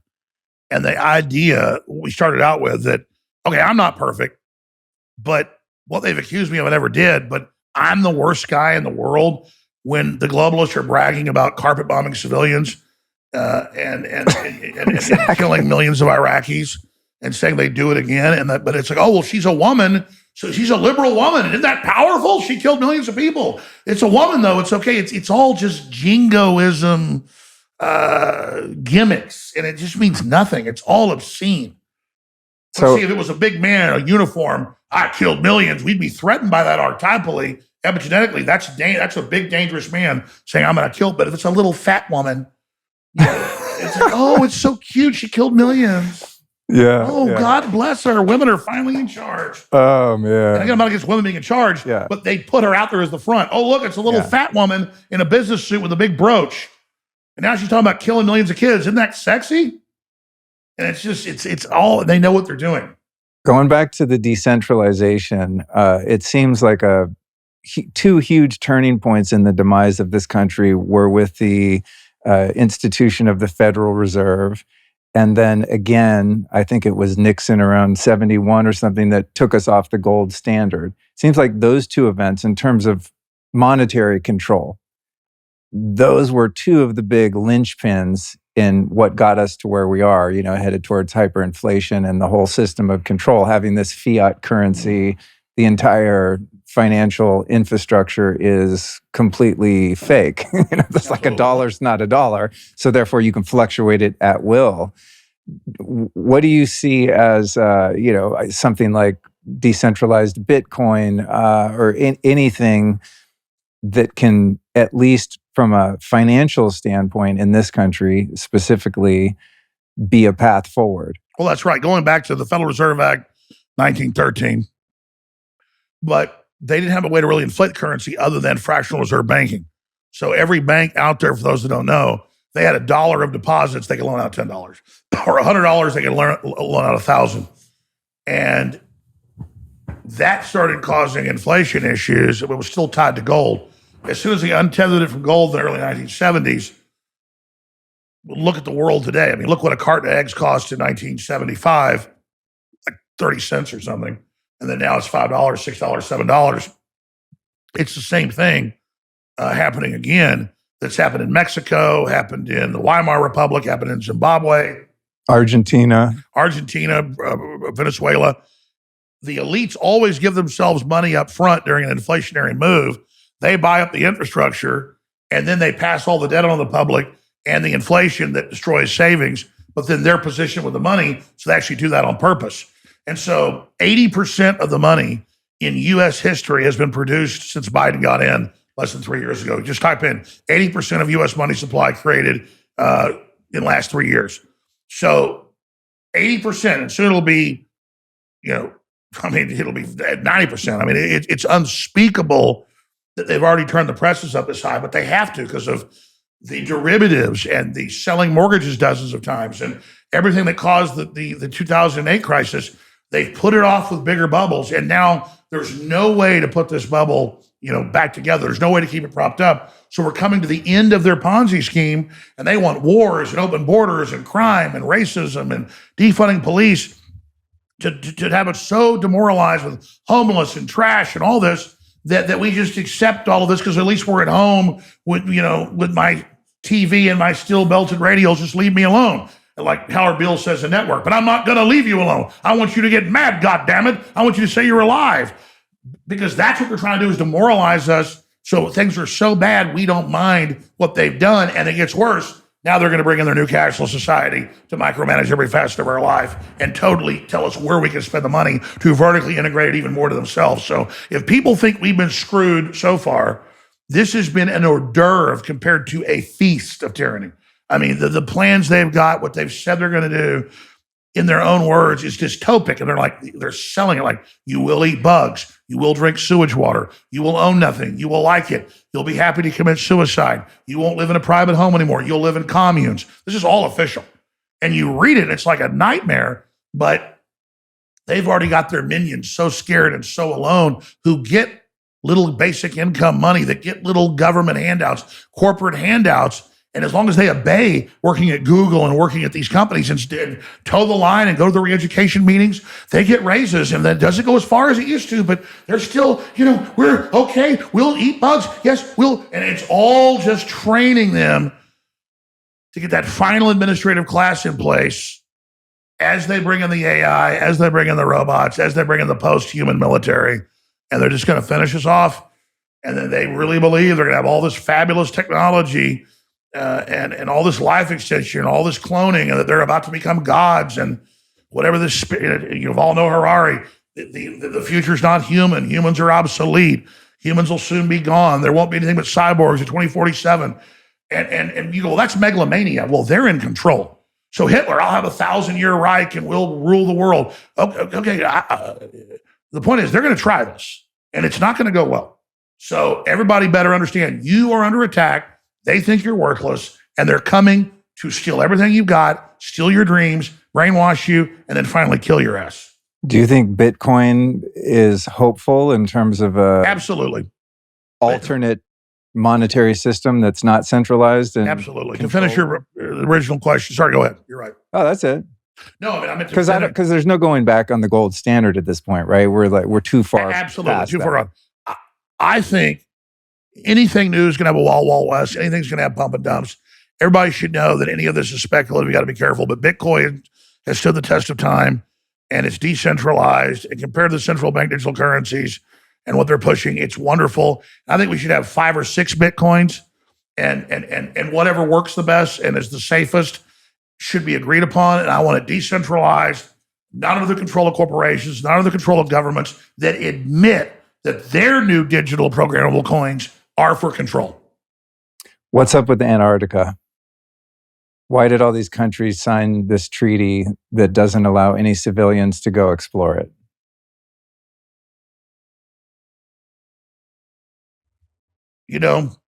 If all these countries are in opposition, as they pretend to be, even though it's kind of one unified front, as we've been discussing, what's their hang up? I don't want to speculate, but to answer the question, there's a lot of other important points to look at before I try to answer the question as best I can. The UN was set up in 1946 at the Presidio in San Francisco, and officially set up with the Rockefeller money in New York after that. And it's all about keeping secret scientific projects that are going on secret. So in the 50s, 70s, 80s, you name it, they signed treaties about weather modification that are public treaties saying we won't let the public know about it and we won't use it for weapons.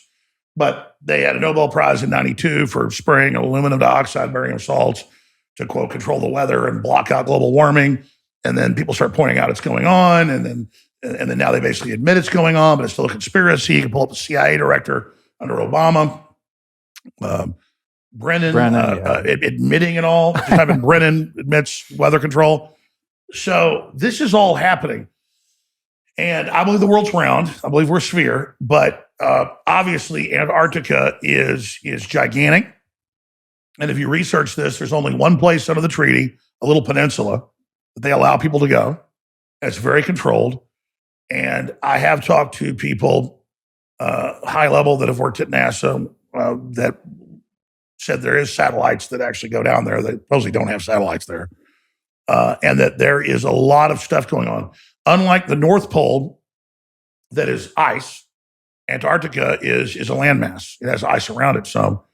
And reportedly, from a lot of really good sources, there is a lot of ruins there that are much older than anything in Egypt or China or anywhere else. And that's why they got really freaked out by it. And that's why they don't want anybody going down there. And at one time, probably from a pole shift previously, just how the planet's oriented, summer and winter and all that is, how it's angled at the sun. And when we're angled away, it's the fall and winter, and the spring and summer is when we're angled towards it. That obviously the planet's moved around in how it's angled before, and that there's massive, just right under the snow, a forest, all sorts of stuff that was recently in the last million years or so there, and we know that's there. We know that there's a lot of huge deposits of minerals and things there, and there's several mountain ranges there. And also the UN and other international groups will try to keep anybody from circumnavigating Antarctica, but going all the way around it. So here's the planet, and here's Antarctica and the Southern Pole. Why? What's going on here? So they're definitely trying to hide something that's down there, and I think that's as far as we can go. There's been a lot of disinformation and speculation about alien bases and all the rest of it, but I've seen real photos and research and things that that show that there's obviously large pyramids that aren't naturally occurring there, and a lot of other stuff going on. Okay. I mean, I can give you hidden knowledge stuff. I had Buzz Aldrin, who I also met with once in Los Angeles, 16 years ago. Well, the guy that supposedly piloted with Neil Armstrong the first landing on the moon. Supposedly, and he sits there and says, "We've got to go to the one moon of I forget its name of Mars, and there's an obelisk on that, and we need to go there." And he starts talking about aliens and all this stuff. Never said this anywhere else. Starts singing on my show. He asked to come on my show, and he also told me when I was in California that in a couple of years the Indians are going to crash a probe into the moon, and they're going to discover an ocean of water under the surface. But really, we already found it. We're going to let them find it. And I went and search engine did. This was like 15 years ago. It was nowhere in the news. 16 years ago. It was 2006. So man, time flies. So 17 years ago, however long ago it was. And years later, it's the Indians are going to crash a probe in and have another satellite above it that picks up, and the Indians discover water. So there's a lot of stuff they're suppressing, and I don't even begin to know it all. I don't even begin to even understand. Point is, what we're being told is not everything. Well, that brings me to my next question. I've recently, for some reason, been very intrigued by NASA. And I think because I pay a lot of taxes, and NASA's budget is, $60 million a day. It's something astronomical and insane. So I'm thinking, well, what do they do with that? And going down the rabbit hole, as I sometimes do, I look at the alleged Challenger explosion and find that 7 of the 8 people that were supposed to have died on TV in 93 or whenever that was, early 90s, that they all 7 happened to have twins. So it's like 7 of them are basically still alive. There was no explosion. There was no Challenger. Well, you're not supposed to question official narratives. Yeah, WMDs were in Iraq. Okay. Yeah, and then looking into this, I said supposedly Buzz Aldrin. The moon stuff is just, at this point to me, is just comical. It's ridiculous. It's so phony. And you mentioned India. It kind of just flew by because our media is so. The latest India lander. Yeah. Looks like a 1980s video game. It looks like Atari. It's like yeah, and people are just like, oh, sitting there in the stadium clapping at their accomplishment. And it's like they did it on purpose because it's obviously they're mocking us. Like, what was the 1980s bit level for a video game? It's like they're mocking us because we have the technology to make things look more realistic. When you see the CGI photos that are supposed to be in space, from whether they're from Fake X or from NASA, which stands for Not a Space Agency. When you look at the images, I mean, they have sophisticated enough tools like Photoshop and different CGI video programs where they could make it look real. So when they did that thing in India, I'm like, they got to just be, as the British would say, taking the piss out of us. I mean, it's like a mockery. Well, did you see like the quote, Chinese probe? I mean, it's like you're looking at it, you go, this is 1960s space movies were better than this. I mean, it is just. So do you think NASA is just? Well, when I went on Joe Rogan's show once, because Eddie Bravo was on it a couple times with me, I wore a NASA shirt as a joke, and then it became a meme. People say, "Oh, does he secretly work for NASA?" Or any of those. I mean, it seems like at its most innocent, it's a massive money laundering operation. I mean, that's the, on the surface level. Well, Kennedy, it had already been set up by Eisenhower, but Kennedy officially set it up because he wanted a group other than the CIA that had been set up in 47 with the National Security Act, same year as the UN. He wanted to be able to set up an agency he could control, and that they could then funnel money into, like, remember the 1980s, $1,000 for a toilet seat, $800 for a hammer. At the Pentagon, people thought, no, it's going somewhere else. Right. So, yeah. Okay. And then you mentioned, when I'm talking about Antarctica, you mentioned that you think the Earth itself is a sphere, and many people still believe that. Now that we have technology in our hands, like these telephoto lenses on cameras, the Nikon P1000, I think it's called, or something. I mean, there's amateur videos online that show that you can see too far to accommodate for the curvature.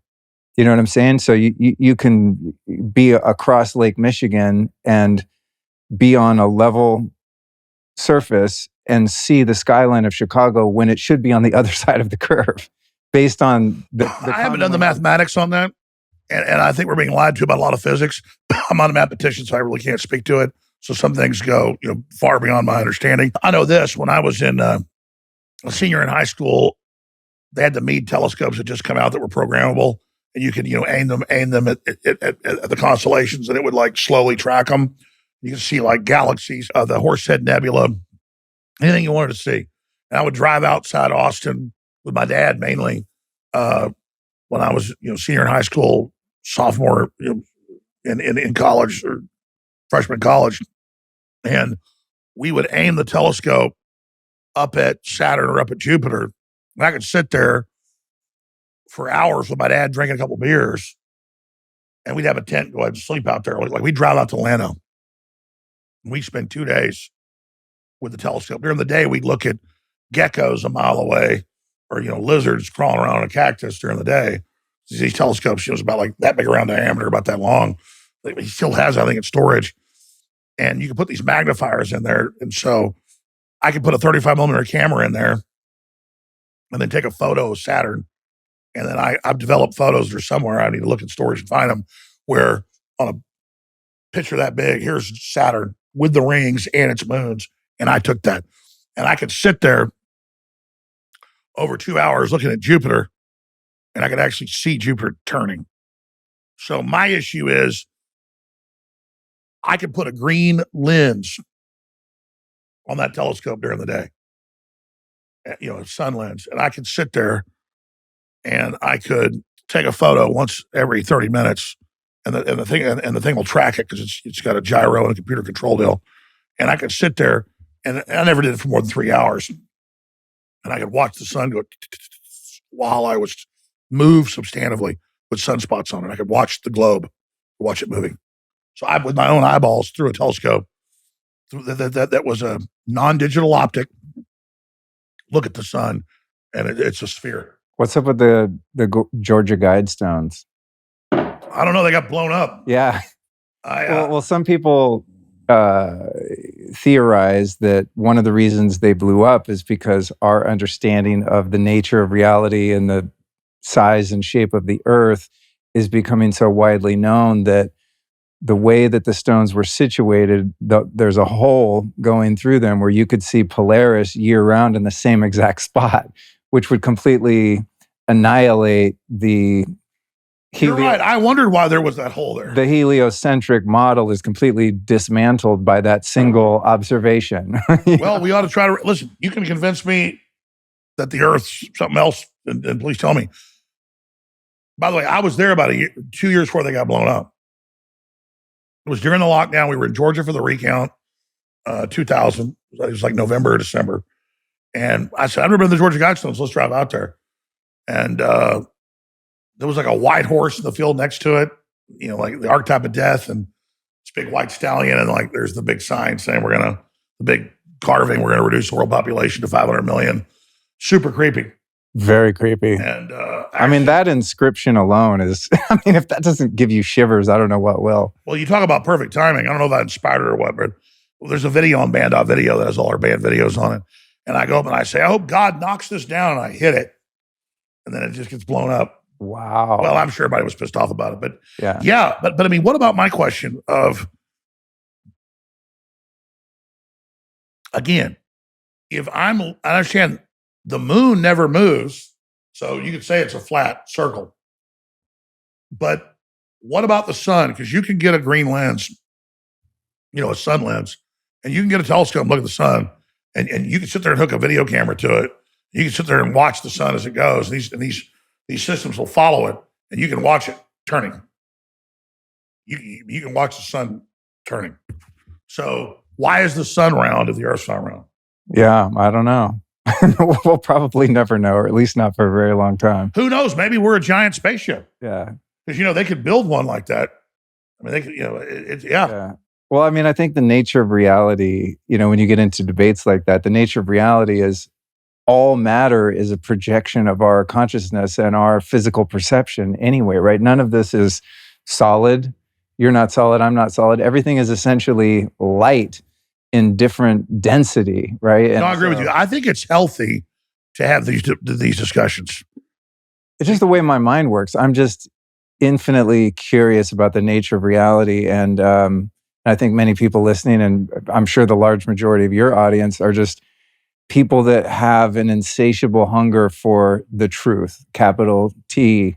It's like we want to know what reality actually is, even if it hurts, right? And I think there's kind of two fundamental value systems. Well, I think it'd be cool if the Earth was flat, but I just don't know that. Yeah. Well, check this out. What do you think? What do you think of this in terms of people that more easily go along with tyranny and those that resist? It seems that there's two overarching predominant value systems at play. You have one group of people, and I'm generalizing grossly. You have one group of people who value comfort, certainty, safety, and security more so than they value the truth. And then you have another group of people, which I think you and I probably share this, that even if it's uncomfortable and it upsets our apple cart, we would rather know the truth, even if it's scary or if it annihilates our sense of certainty about the nature of reality. I am definitely in the latter camp. I'm definitely in that, because so many times my crew members or family won't tell me something because it's bad, and I get really mad at that. I'm like, I want to know what's going on. You think it makes it better? I didn't know about it, out of sight, out of mind. It almost always makes it worse because they don't tell me. Exactly. I would like to know the secrets of reality. Even if it hurts, right? Absolutely. But it won't hurt me if we're a flat Earth. I've sat there with Eddie Bravo and Joe Rogan, and I said, let's rent a ship and let's go circumnavigate the Antarctica. And then he actually took us about 3 or 4 months. We actually called around a bunch of companies. No one would do it. Yeah, I bet. They don't want to get blown up by the International UN Navy Brigade or whatever. All right, let's go into, I got a couple more things and I'll let you go. And I appreciate your time. I've enjoyed the time. One thing I got to say before it ends, because I never do this. They're trying to shut me down. It's like when Vivek Ramaswamy had me on. I go, hey, I'm not here to plug my show and just to promote myself. Yeah. They're trying to keep people from my show. And people need to know it's at one place, Infowars.com and band.video. It's on some radio and TV stations. But people actually want to hear what I have to say, the news I cover, the guest I have on, actually hear what you're not supposed to hear. It's at Infowars.com/show and band.video.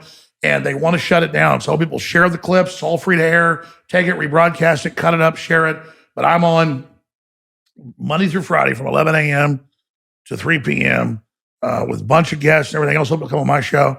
And then I also have a Sunday show, 4 to 6 p.m. We do a lot of other stuff. We have hundreds of contributors that have been censored at band.video. That's the word band, band.video. And also have the book, The Great Awakening, Defeating the Globalists and Launching the Next Great Renaissance. It's part 2 of the primer book, The Great Reset and the War for the World. And these are really good books to understand what the globalists are up to, and I think how to transcend them and counter them.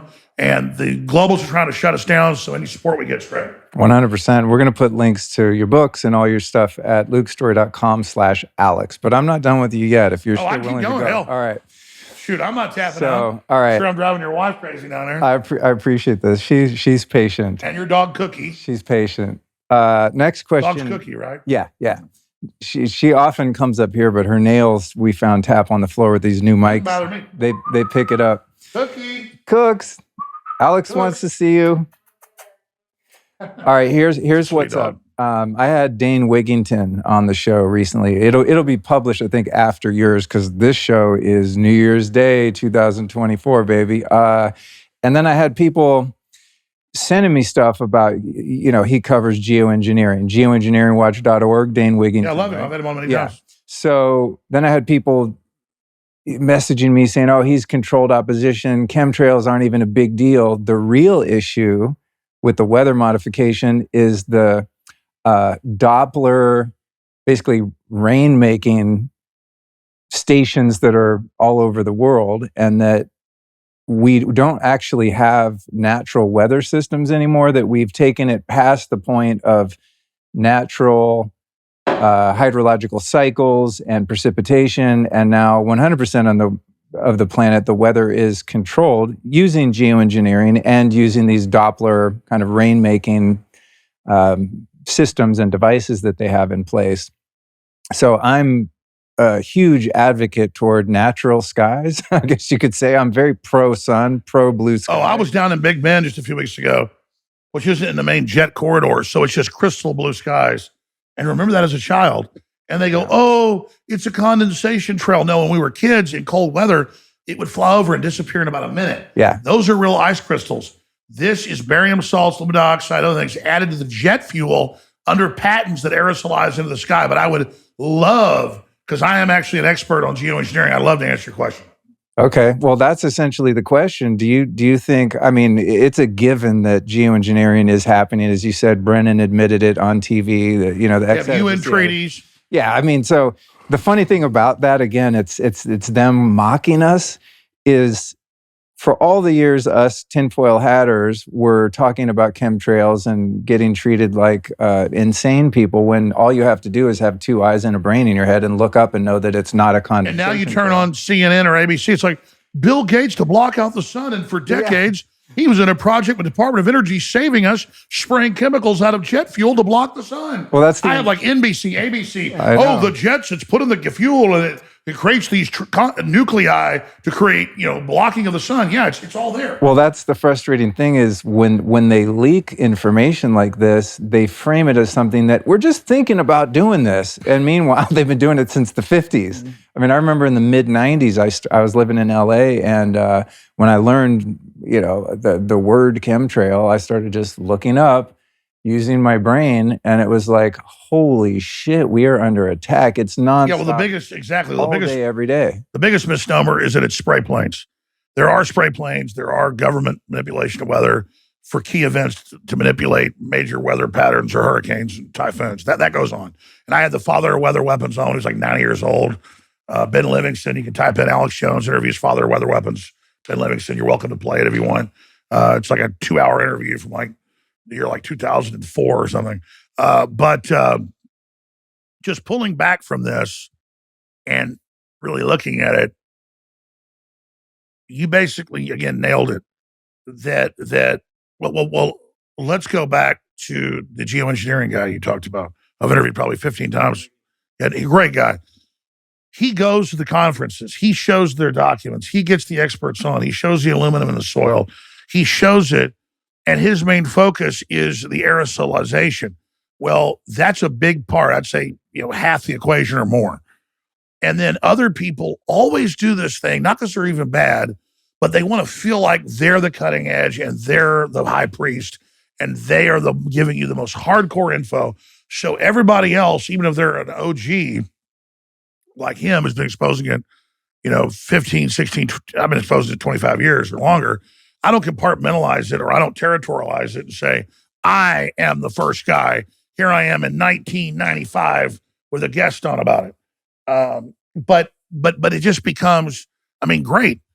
But 100%, there are Doppler radar systems that have been put in that are manipulating the weather and are being used to ionize those different particles in the air. And I've had the head of HARP, when he was the head of HARP on. Why, I don't know. He called, the Air Force wanted him on. He came on. They cut the interview short. Whoa, are you serious? This is like 2005 again. Boom. Wow. They reached out to me. And I'm not controlled opposition or whatever. They just reached out. I'm being honest about it. I've had the father of weather weapons on. I just called him. In World War II, he was doing it. ran Operation Popeye in Vietnam. On from that, I've interviewed General Benton K. Parton many times, I was friends with him, who was the head of Air Force weapons development and was also the head of HARP for a while. And so on the record, off the record, I've been told all the stuff. It's a bunch of multi-dual use. They told Congress in the 60s, we're putting this HARP system in and others around the world so that we can ionize the upper atmosphere and then with sensors, read changes in the atmosphere like a form of radar way over the horizon if the Chinese and the Russians fire nuclear weapons. So Congress funded this giant ionization of the atmosphere, electrification. And I had the head of HARP on. He's like, sometimes we catch the atmosphere on fire. And this Air Force colonel goes, that's it, doctor, the interview's over, click. Oh, shit. Yeah, so he wanted to come on and say it's not a big deal, but then he couldn't help it and said more. You can find the interview. So Parton was told it's for this, but then it also has other uses. So then starting in the early 90s, there's a federal program with tens of billions of dollars. I forget the exact number. And the same thing was done in Europe to put Doppler weather radar. And it's great. You can type in Austin weather radar. It'll show you a live feed in the last 6 hours or whatever, and how it's coming in. And it's really accurate. But then I talked to engineers before this even hit the news that came and visited me. I'm going to leave it at that. And said, listen, I'm an engineer, electrical engineer, blah, blah. We're putting in cables 10 times more powerful than Doppler needs.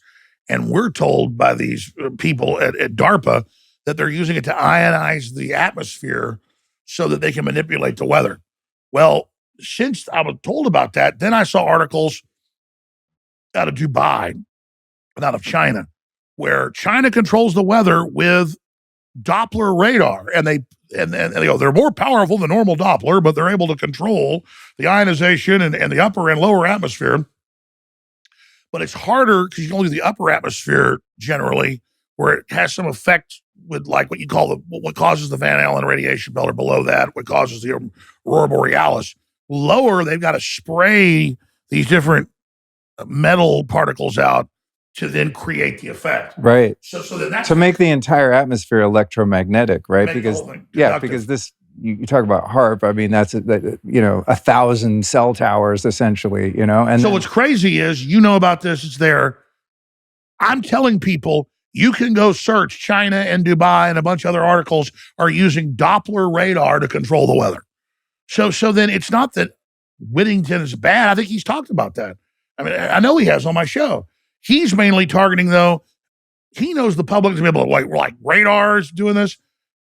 Yeah, you put a can of beans in front of radar and it'll heat it up in like 10 minutes. The point is that he's focusing on the poison they're putting out into the air that's then resonating with this. But yeah, it's declassified, it's public, it's going on. The full details are classified. But yes, they are cooking the atmosphere. They are doing it. And they sold it to Congress as a secret project to be able to see aircraft or missiles coming. And it's the same thing. They've got these deep earth antennas. And I'm not an engineer or electrical engineer or any of these things. I just read about what they admit. So much this is in the original congressional funding. But they've got these giant antennas that some of them go like 20 miles. And they've got them all crisscrossed, different designs. And they're supposedly to communicate with submarines across the world with Morse code.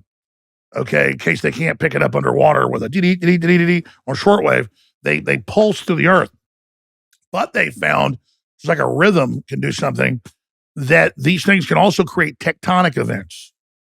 And so they told Congress this is to communicate with submarines, but now it's come out, and I've talked to people involved, I'll leave it at that, that these things can actually manipulate and trigger tectonic events, which the Secretary of Defense, William Cohen, in 1997, in the Army Times in a press conference, admitted our government and other governments are developing weather weapons, tectonic weapons that cause earthquakes, volcanoes, you name it. Any viewer out there, Secretary of Defense, William Cohen, 1997, weather weapons, tectonic weapons. And you'll be reading the press briefing from him. So exactly, that's how hardcore this is that they're keeping us from the full knowledge of what they're doing, but we know what's going on. And that's epic. Well, and they, to get these things approved through Congress, they Trojan horse it under false premises of defense, right? Yes. It's military defense. Everyone's on board with that. Keep our country safe. But meanwhile, there's nefarious characters at the controls with the fire button, right? That enable potentially catastrophic events, like Haiti, for example. The minute that Haiti earthquake happened, my gut just went man-made. And the next thing you know, George Bush and Bill Clinton are on the ground within hours. As soon as I saw those two mother effers, I'm like, yep, this is not natural. It's not a natural phenomenon, because you can see the reaction to these situations and who's showing up on the crime scene, right? Well, you asked and how ready they are right away. You asked the NASA question earlier, and I should have answered it right. They admit 90% of NASA's operations are military. So it's the same thing. Right. Yeah. Right, and that's how they get it funded, right? Everyone, it's exciting. Yeah, we need to go explore space. Everyone's on board with that, but it's like, what are they doing with the rest of the money? Well, I was told by the former head of the Star Wars program before he died, he didn't give me classified information. He was very careful on the air. Dr. Bob Bowman, he's like, I'm dying of leukemia.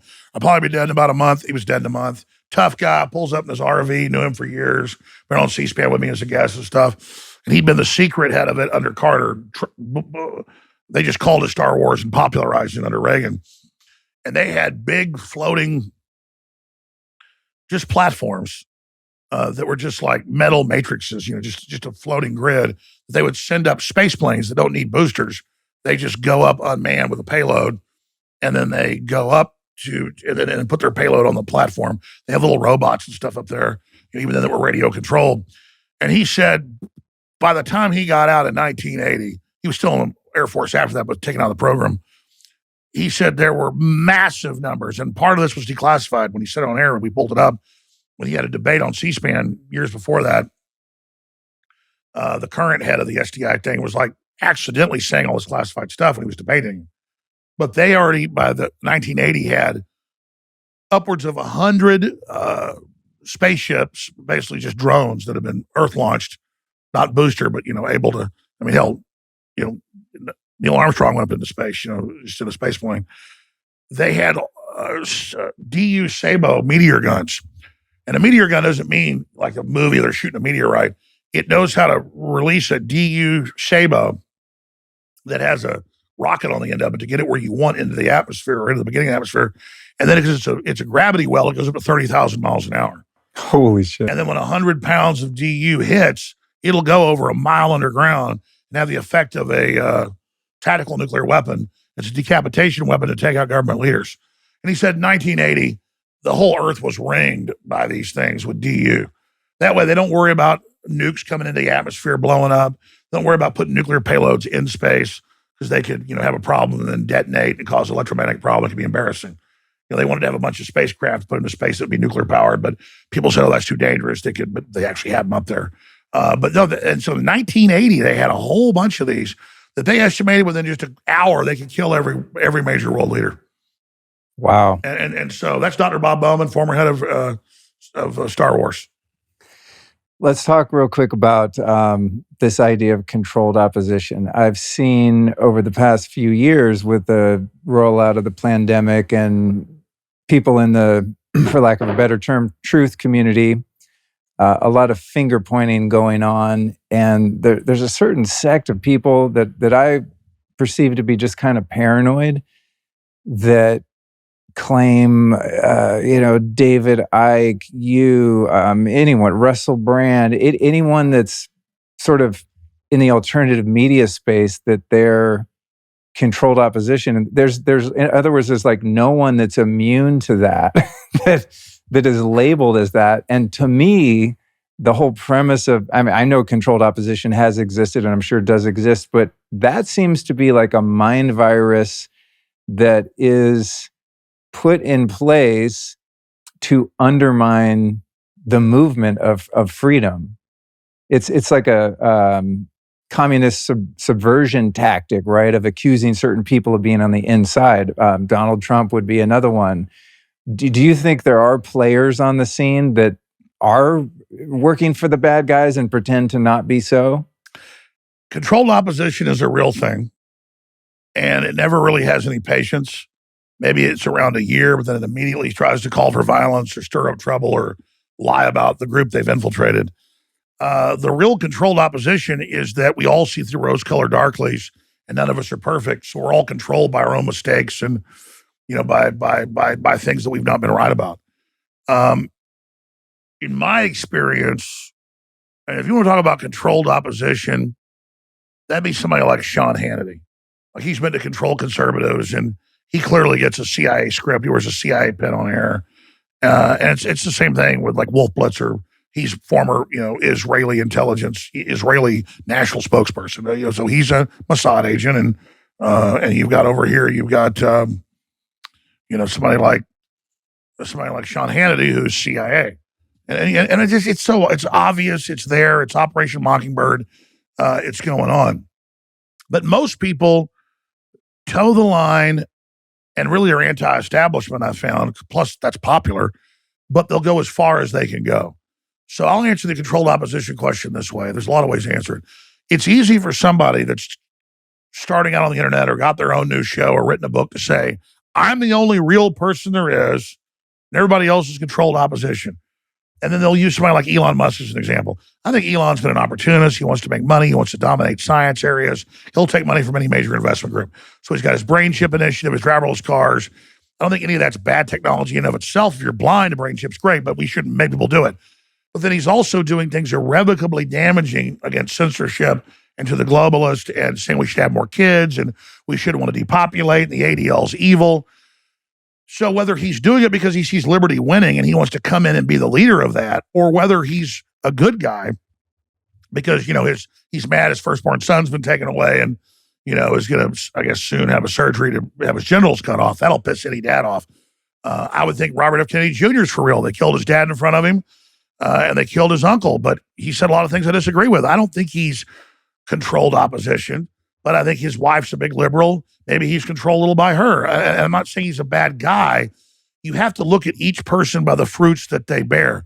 But very few people that have been on the air long-term fighting tyranny and being censored, being attacked, are getting orders, or, there's not even some main monolithic group up there. It's more like think tanks and PR firms and different groups that are kind of, like you said, different mafias all have the same scams, and they cooperate when they can, but they don't at levels later.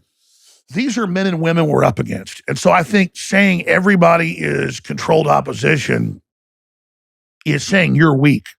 And it's also a cop-out to say, though, but you're the purist. Everything's controlled opposition. They're all controlled opposition is what they say. I always say it like, they're all controlled opposition. Everybody but me. Everybody but me. And that's a really sad testament to what you think about humanity. That's not true.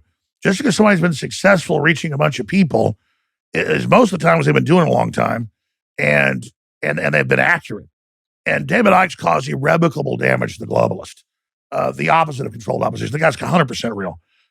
I've caused irrevocable damage to the globalist. I'm 100% real. Warts and all, I make mistakes. And so factionalizing it, it's how we've been trained. Like, there's 50 soccer teams and 50, football teams and, whatever, baseball, basketball. And it's all about what team you're in. And I'm on Team Humanity. So yeah, one of the biggest mind viruses out there is to say that anybody successful must have been controlled, because you're saying humanity itself can't be successful as mavericks or independents. You could say, this person wants to be the ruling class. This person wants to overthrow the elite. This person wants to be an aristocrat. You could say someone wants to be the new ruling elite, because there's certainly people that challenge the establishment because they believe it'll get them ahead. And maybe Trump's doing that. Maybe Elon Musk is doing that. I can tell you I'm not doing that. I don't think Jordan Peterson's controlled opposition. I think as he sees it becomes safer to fight the New World Order, I've seen him come a long way. Maybe he's not that big a maverick. He's very articulate. I admire him. Tucker Carlson, know him very, very well. Leave it at that. We hang out quite a bit. Didn't believe me. Woke up 12 years ago, came and apologized, came good friends, listens to me every day, takes his own intellect now that he's not naive. He was always smart, but he was lying to himself, and now is a great force for liberty and freedom, and he's gone through a lot and everything. And you look at him, he promotes just humanity and freedom and justice and industry and all the things that are good and sovereignty. And he's a great success case. I've known Joe Rogan 25 years, at least 25 years. Gosh, it's longer than 25 years. Time's flying.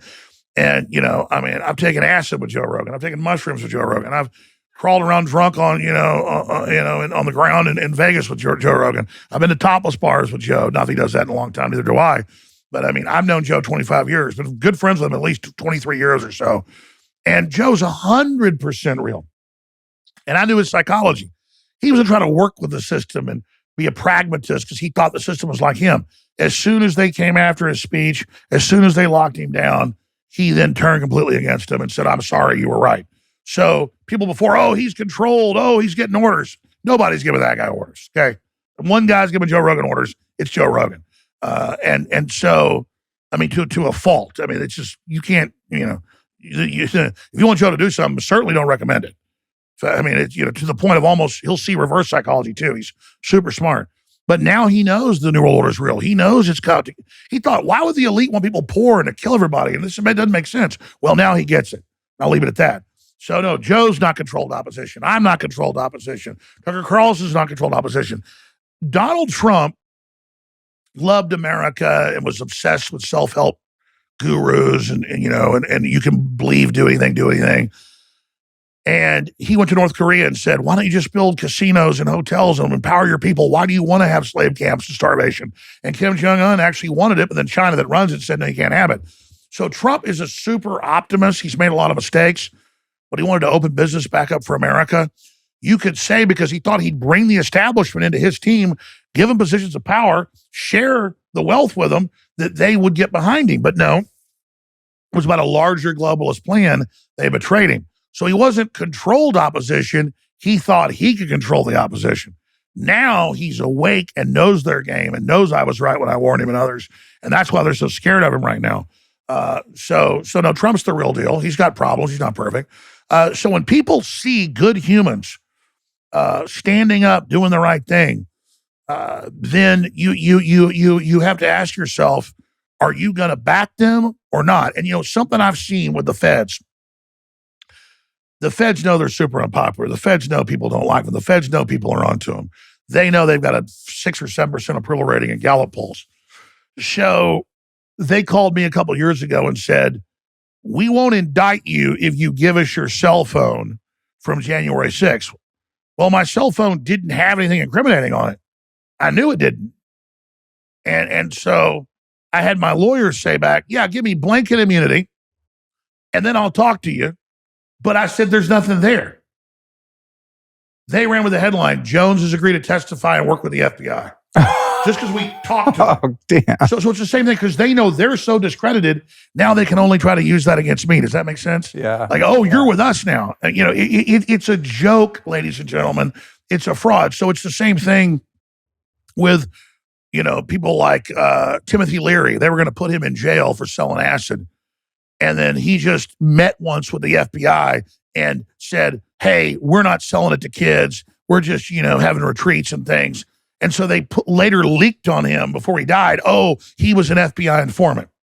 They do the same thing with Peter Thiel. Peter Thiel's not perfect. Obviously, he sold Palantir, NSA technology, all that stuff. But he's been funding a bunch of pro-human, libertarian stuff. So they leak he's an FBI informant. Anybody that heads up stuff you're selling to the NSA, it's called InfraGard.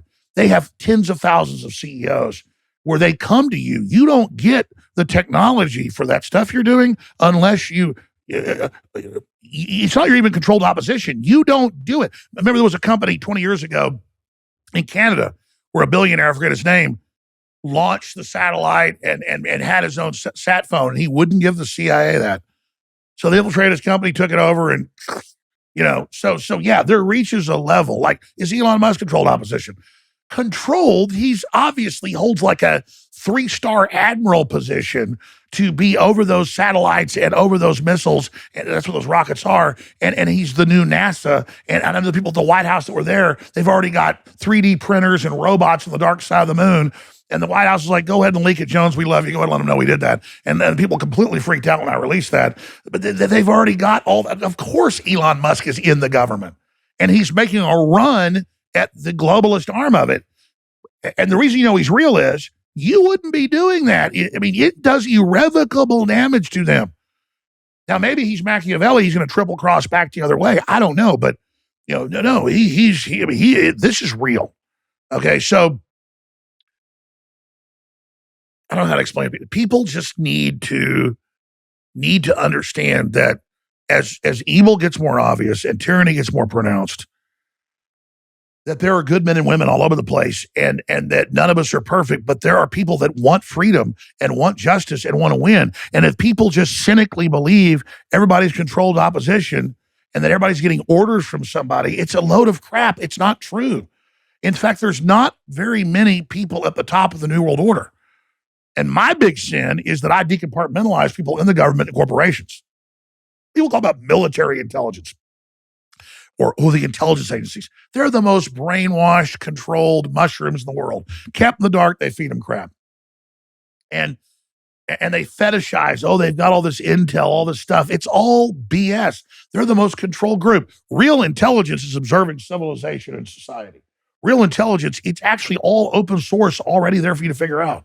And it's endless and it's exciting and it's amazing, but it's not on Netflix. And so that's why they're really panicking as people get fulfillment is not on Netflix. It's not on HBO. It is in this incredible journey of discovery we're all on. Damn. What an incredible conversation. Well, you put up with me. Dude, I'm fascinated. I got one question for you, and this is something I've always wondered, I think, since I first learned of you years ago. Are you ever afraid for your own safety? You know, being someone at the tip of the spear that's kind of blowing the whistle on so much information. As you said, you've been such a crushing blow to the establishment. I mean, you drove up to my house alone in your car. You just, you got your SUV, come in, hang out, say hi like a normal person. I'm going, man, how's this guy driving around? Well, that's something they always said. They say he'd be dead if he was real. He of little faith. I mean, let me use this example, and not about how I'm popular. I'm like a potato head nobody. When Trump first got elected, if I walked the dog, my poor dog's dead now, but if I walked the French bulldog down the street, Captain, if 50 cars went by, 3 or 4 would pull over and try to get pictures, shake my hand, but 1 car, maybe 2, would pull over and say, "F you, Russian agent, I'm going to kill you." Russian agent. That's hilarious. Oh, hilarious. And yeah. Oh, and when I go to the grocery store, I get screamed at every time. Or if I was at dinner with my family, we would still do it. People would come up and scream, "You're a Russian agent." And now I've been confronted in the last 2 years like 4 times. Used to be like 4 times a day. It was still overwhelming love, but it was a lot of hate.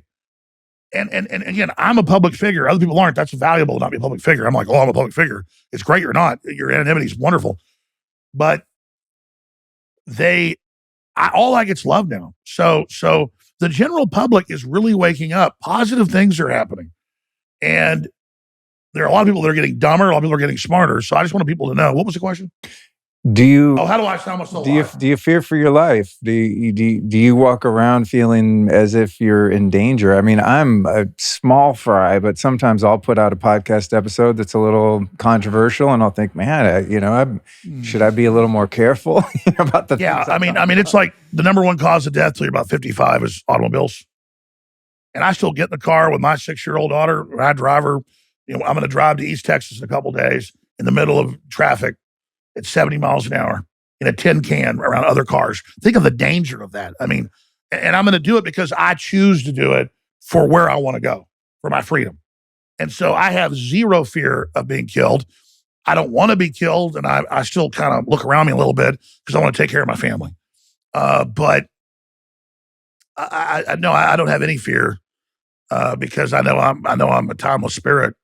And this is just an experience I'm having and a test. And if you start getting fearful when you're doing this, it's like a flame to Maz, or Maz to flame. And I mean, I told you the stories. I mean, they tried to have the FBI plant bombs on me. One time I was covering a military exercise in Florida, and the military jumped out and was lighting fires everywhere. And I had to start assaulting the dude. Oh, he's special ops. I beat his ass in seconds. Need him, and the point was, and they broke in our hotel and stole our stuff. And, and I had them poison me once, and I had them death threat my family, and they threatened my family. And my family just said, "Just bring it, man. Let's go." And so I do have a concern. I'm never suicidal. I love my family. One of their favorite things to discredit somebody is they come to your house, they tie you up, they shoot and kill your wife and kids. and then they blow your head off and say you did a murder-suicide. So that's that. If they were going to do it, it'd be something like that. I would never murder-suicide my family. And the thing is, I've preemptively said all that and done all that. One time I was at a party when I was 14 in Dallas, and this preppy rich kid, it was literally a kid of a billionaire. It was only like 15 people left. It was like 2 a.m. Everybody's drunk. And I'm like 14. They're like college kids, but I just looked like I was in college. I lived around there. I was there. And then this guy slapped this girl. And he was threatening to kick people's ass and stuff. And I told him, get out of here. I'm going to kick your ass. Well, I go in to get a beer. And it's like 2 a.m. And I don't even have a car. I live like a mile away. I'm going to walk across the golf course and go home. All of a sudden, butcher knife on my throat, full power, cutting into me, blood actually running out, starting to actually go into the jugular a little bit. Blood's going, okay. I'm like, and I just calmed down and I said, hey, listen, I understand you're really upset. I apologize for that. I'll kill you. He's like slobbering while he's pulling the knife in. He took the knife off of me. I left. I went and I told the college guy that was there, his parents were out of town. I said, you need to call the police on that guy. He goes, oh, he says he didn't do that. A month later at another party, he stabbed a guy in the heart and killed him with a butcher knife. And so I always look back to that moment when I was 14 and that guy almost killed me, that I'm already, everything's gravy. And I remember that Zen moment when he was sitting there, and I remember I just went limp. He was jerking it in my neck. I'm going to kill you. I remember just going, it's okay. And I remember like seeing my life ahead of me. You got an important mission. You're not going to die. Everything's all right. Just talk to this guy and tell him you love him and everything's okay. And just go. Just go. And he killed a guy a couple months later, stabbed him right in the heart. So at a party at night. And the same guy that was there when that happened and tried to stop him, and he stabbed him all the way up the arm. The guy was fighting him all the way up into the chest as well. So man, it's all gravy from here on out. Wow. It's kind of like we were talking about before on the thread of non-compliance. I think the system really feeds on our fear, and I think there's possibly a way to live in a bubble of spiritual protection, right? Where you're not allowing the fear virus into your daily inner experience and therefore rendered impervious to attack in a sense. And it might sound crazy. No, I agree. You could say it was my own brain creating these scenarios, because I've had dreams I know that come true that are interdimensional beyond that. Most of them are just a war game in your brain. But I used to have these dreams till about 15 years ago where there'd be a demon with a knife and it was going to stab me to death. And I'd try to fight it or whatever. And it would be like, getting stabbed and chopped up. And now those things never come, as I just go, here, just stab me, please. Like Christ, just here, stab me. And then nothing happens. It's like, here. And then, that's it. You just have to go ahead and stab. It doesn't mean, like you said, a bear's attacking your kid, fight it, or guys in the store attacks my family, I'm going to attack them. But metaphysically, I'm just like, here, just get to stabbing. Let's go. Right on. All right, last question. Who have been 3 teachers or teachings that have influenced your life or your work? It could be a philosophy, a book, a person, anything of that nature that have made you who you are today. Well, I mean, I'm a Christian. I love Christ. And so I would say Christ. And I'd have to say just humanity is my teacher. Probably my dad. So my dad's been a great man. Yeah, me too. Well, Alex, thank you so much, man. Thank you. I know I'm a windbag. Powerful interview, brother. Thanks for putting up with me. Got to come on my show if you want to get in real trouble. Oh, man, I'd love it. I'd love it. All right, brother. Until next time. Thank you. It's been real. Awesome.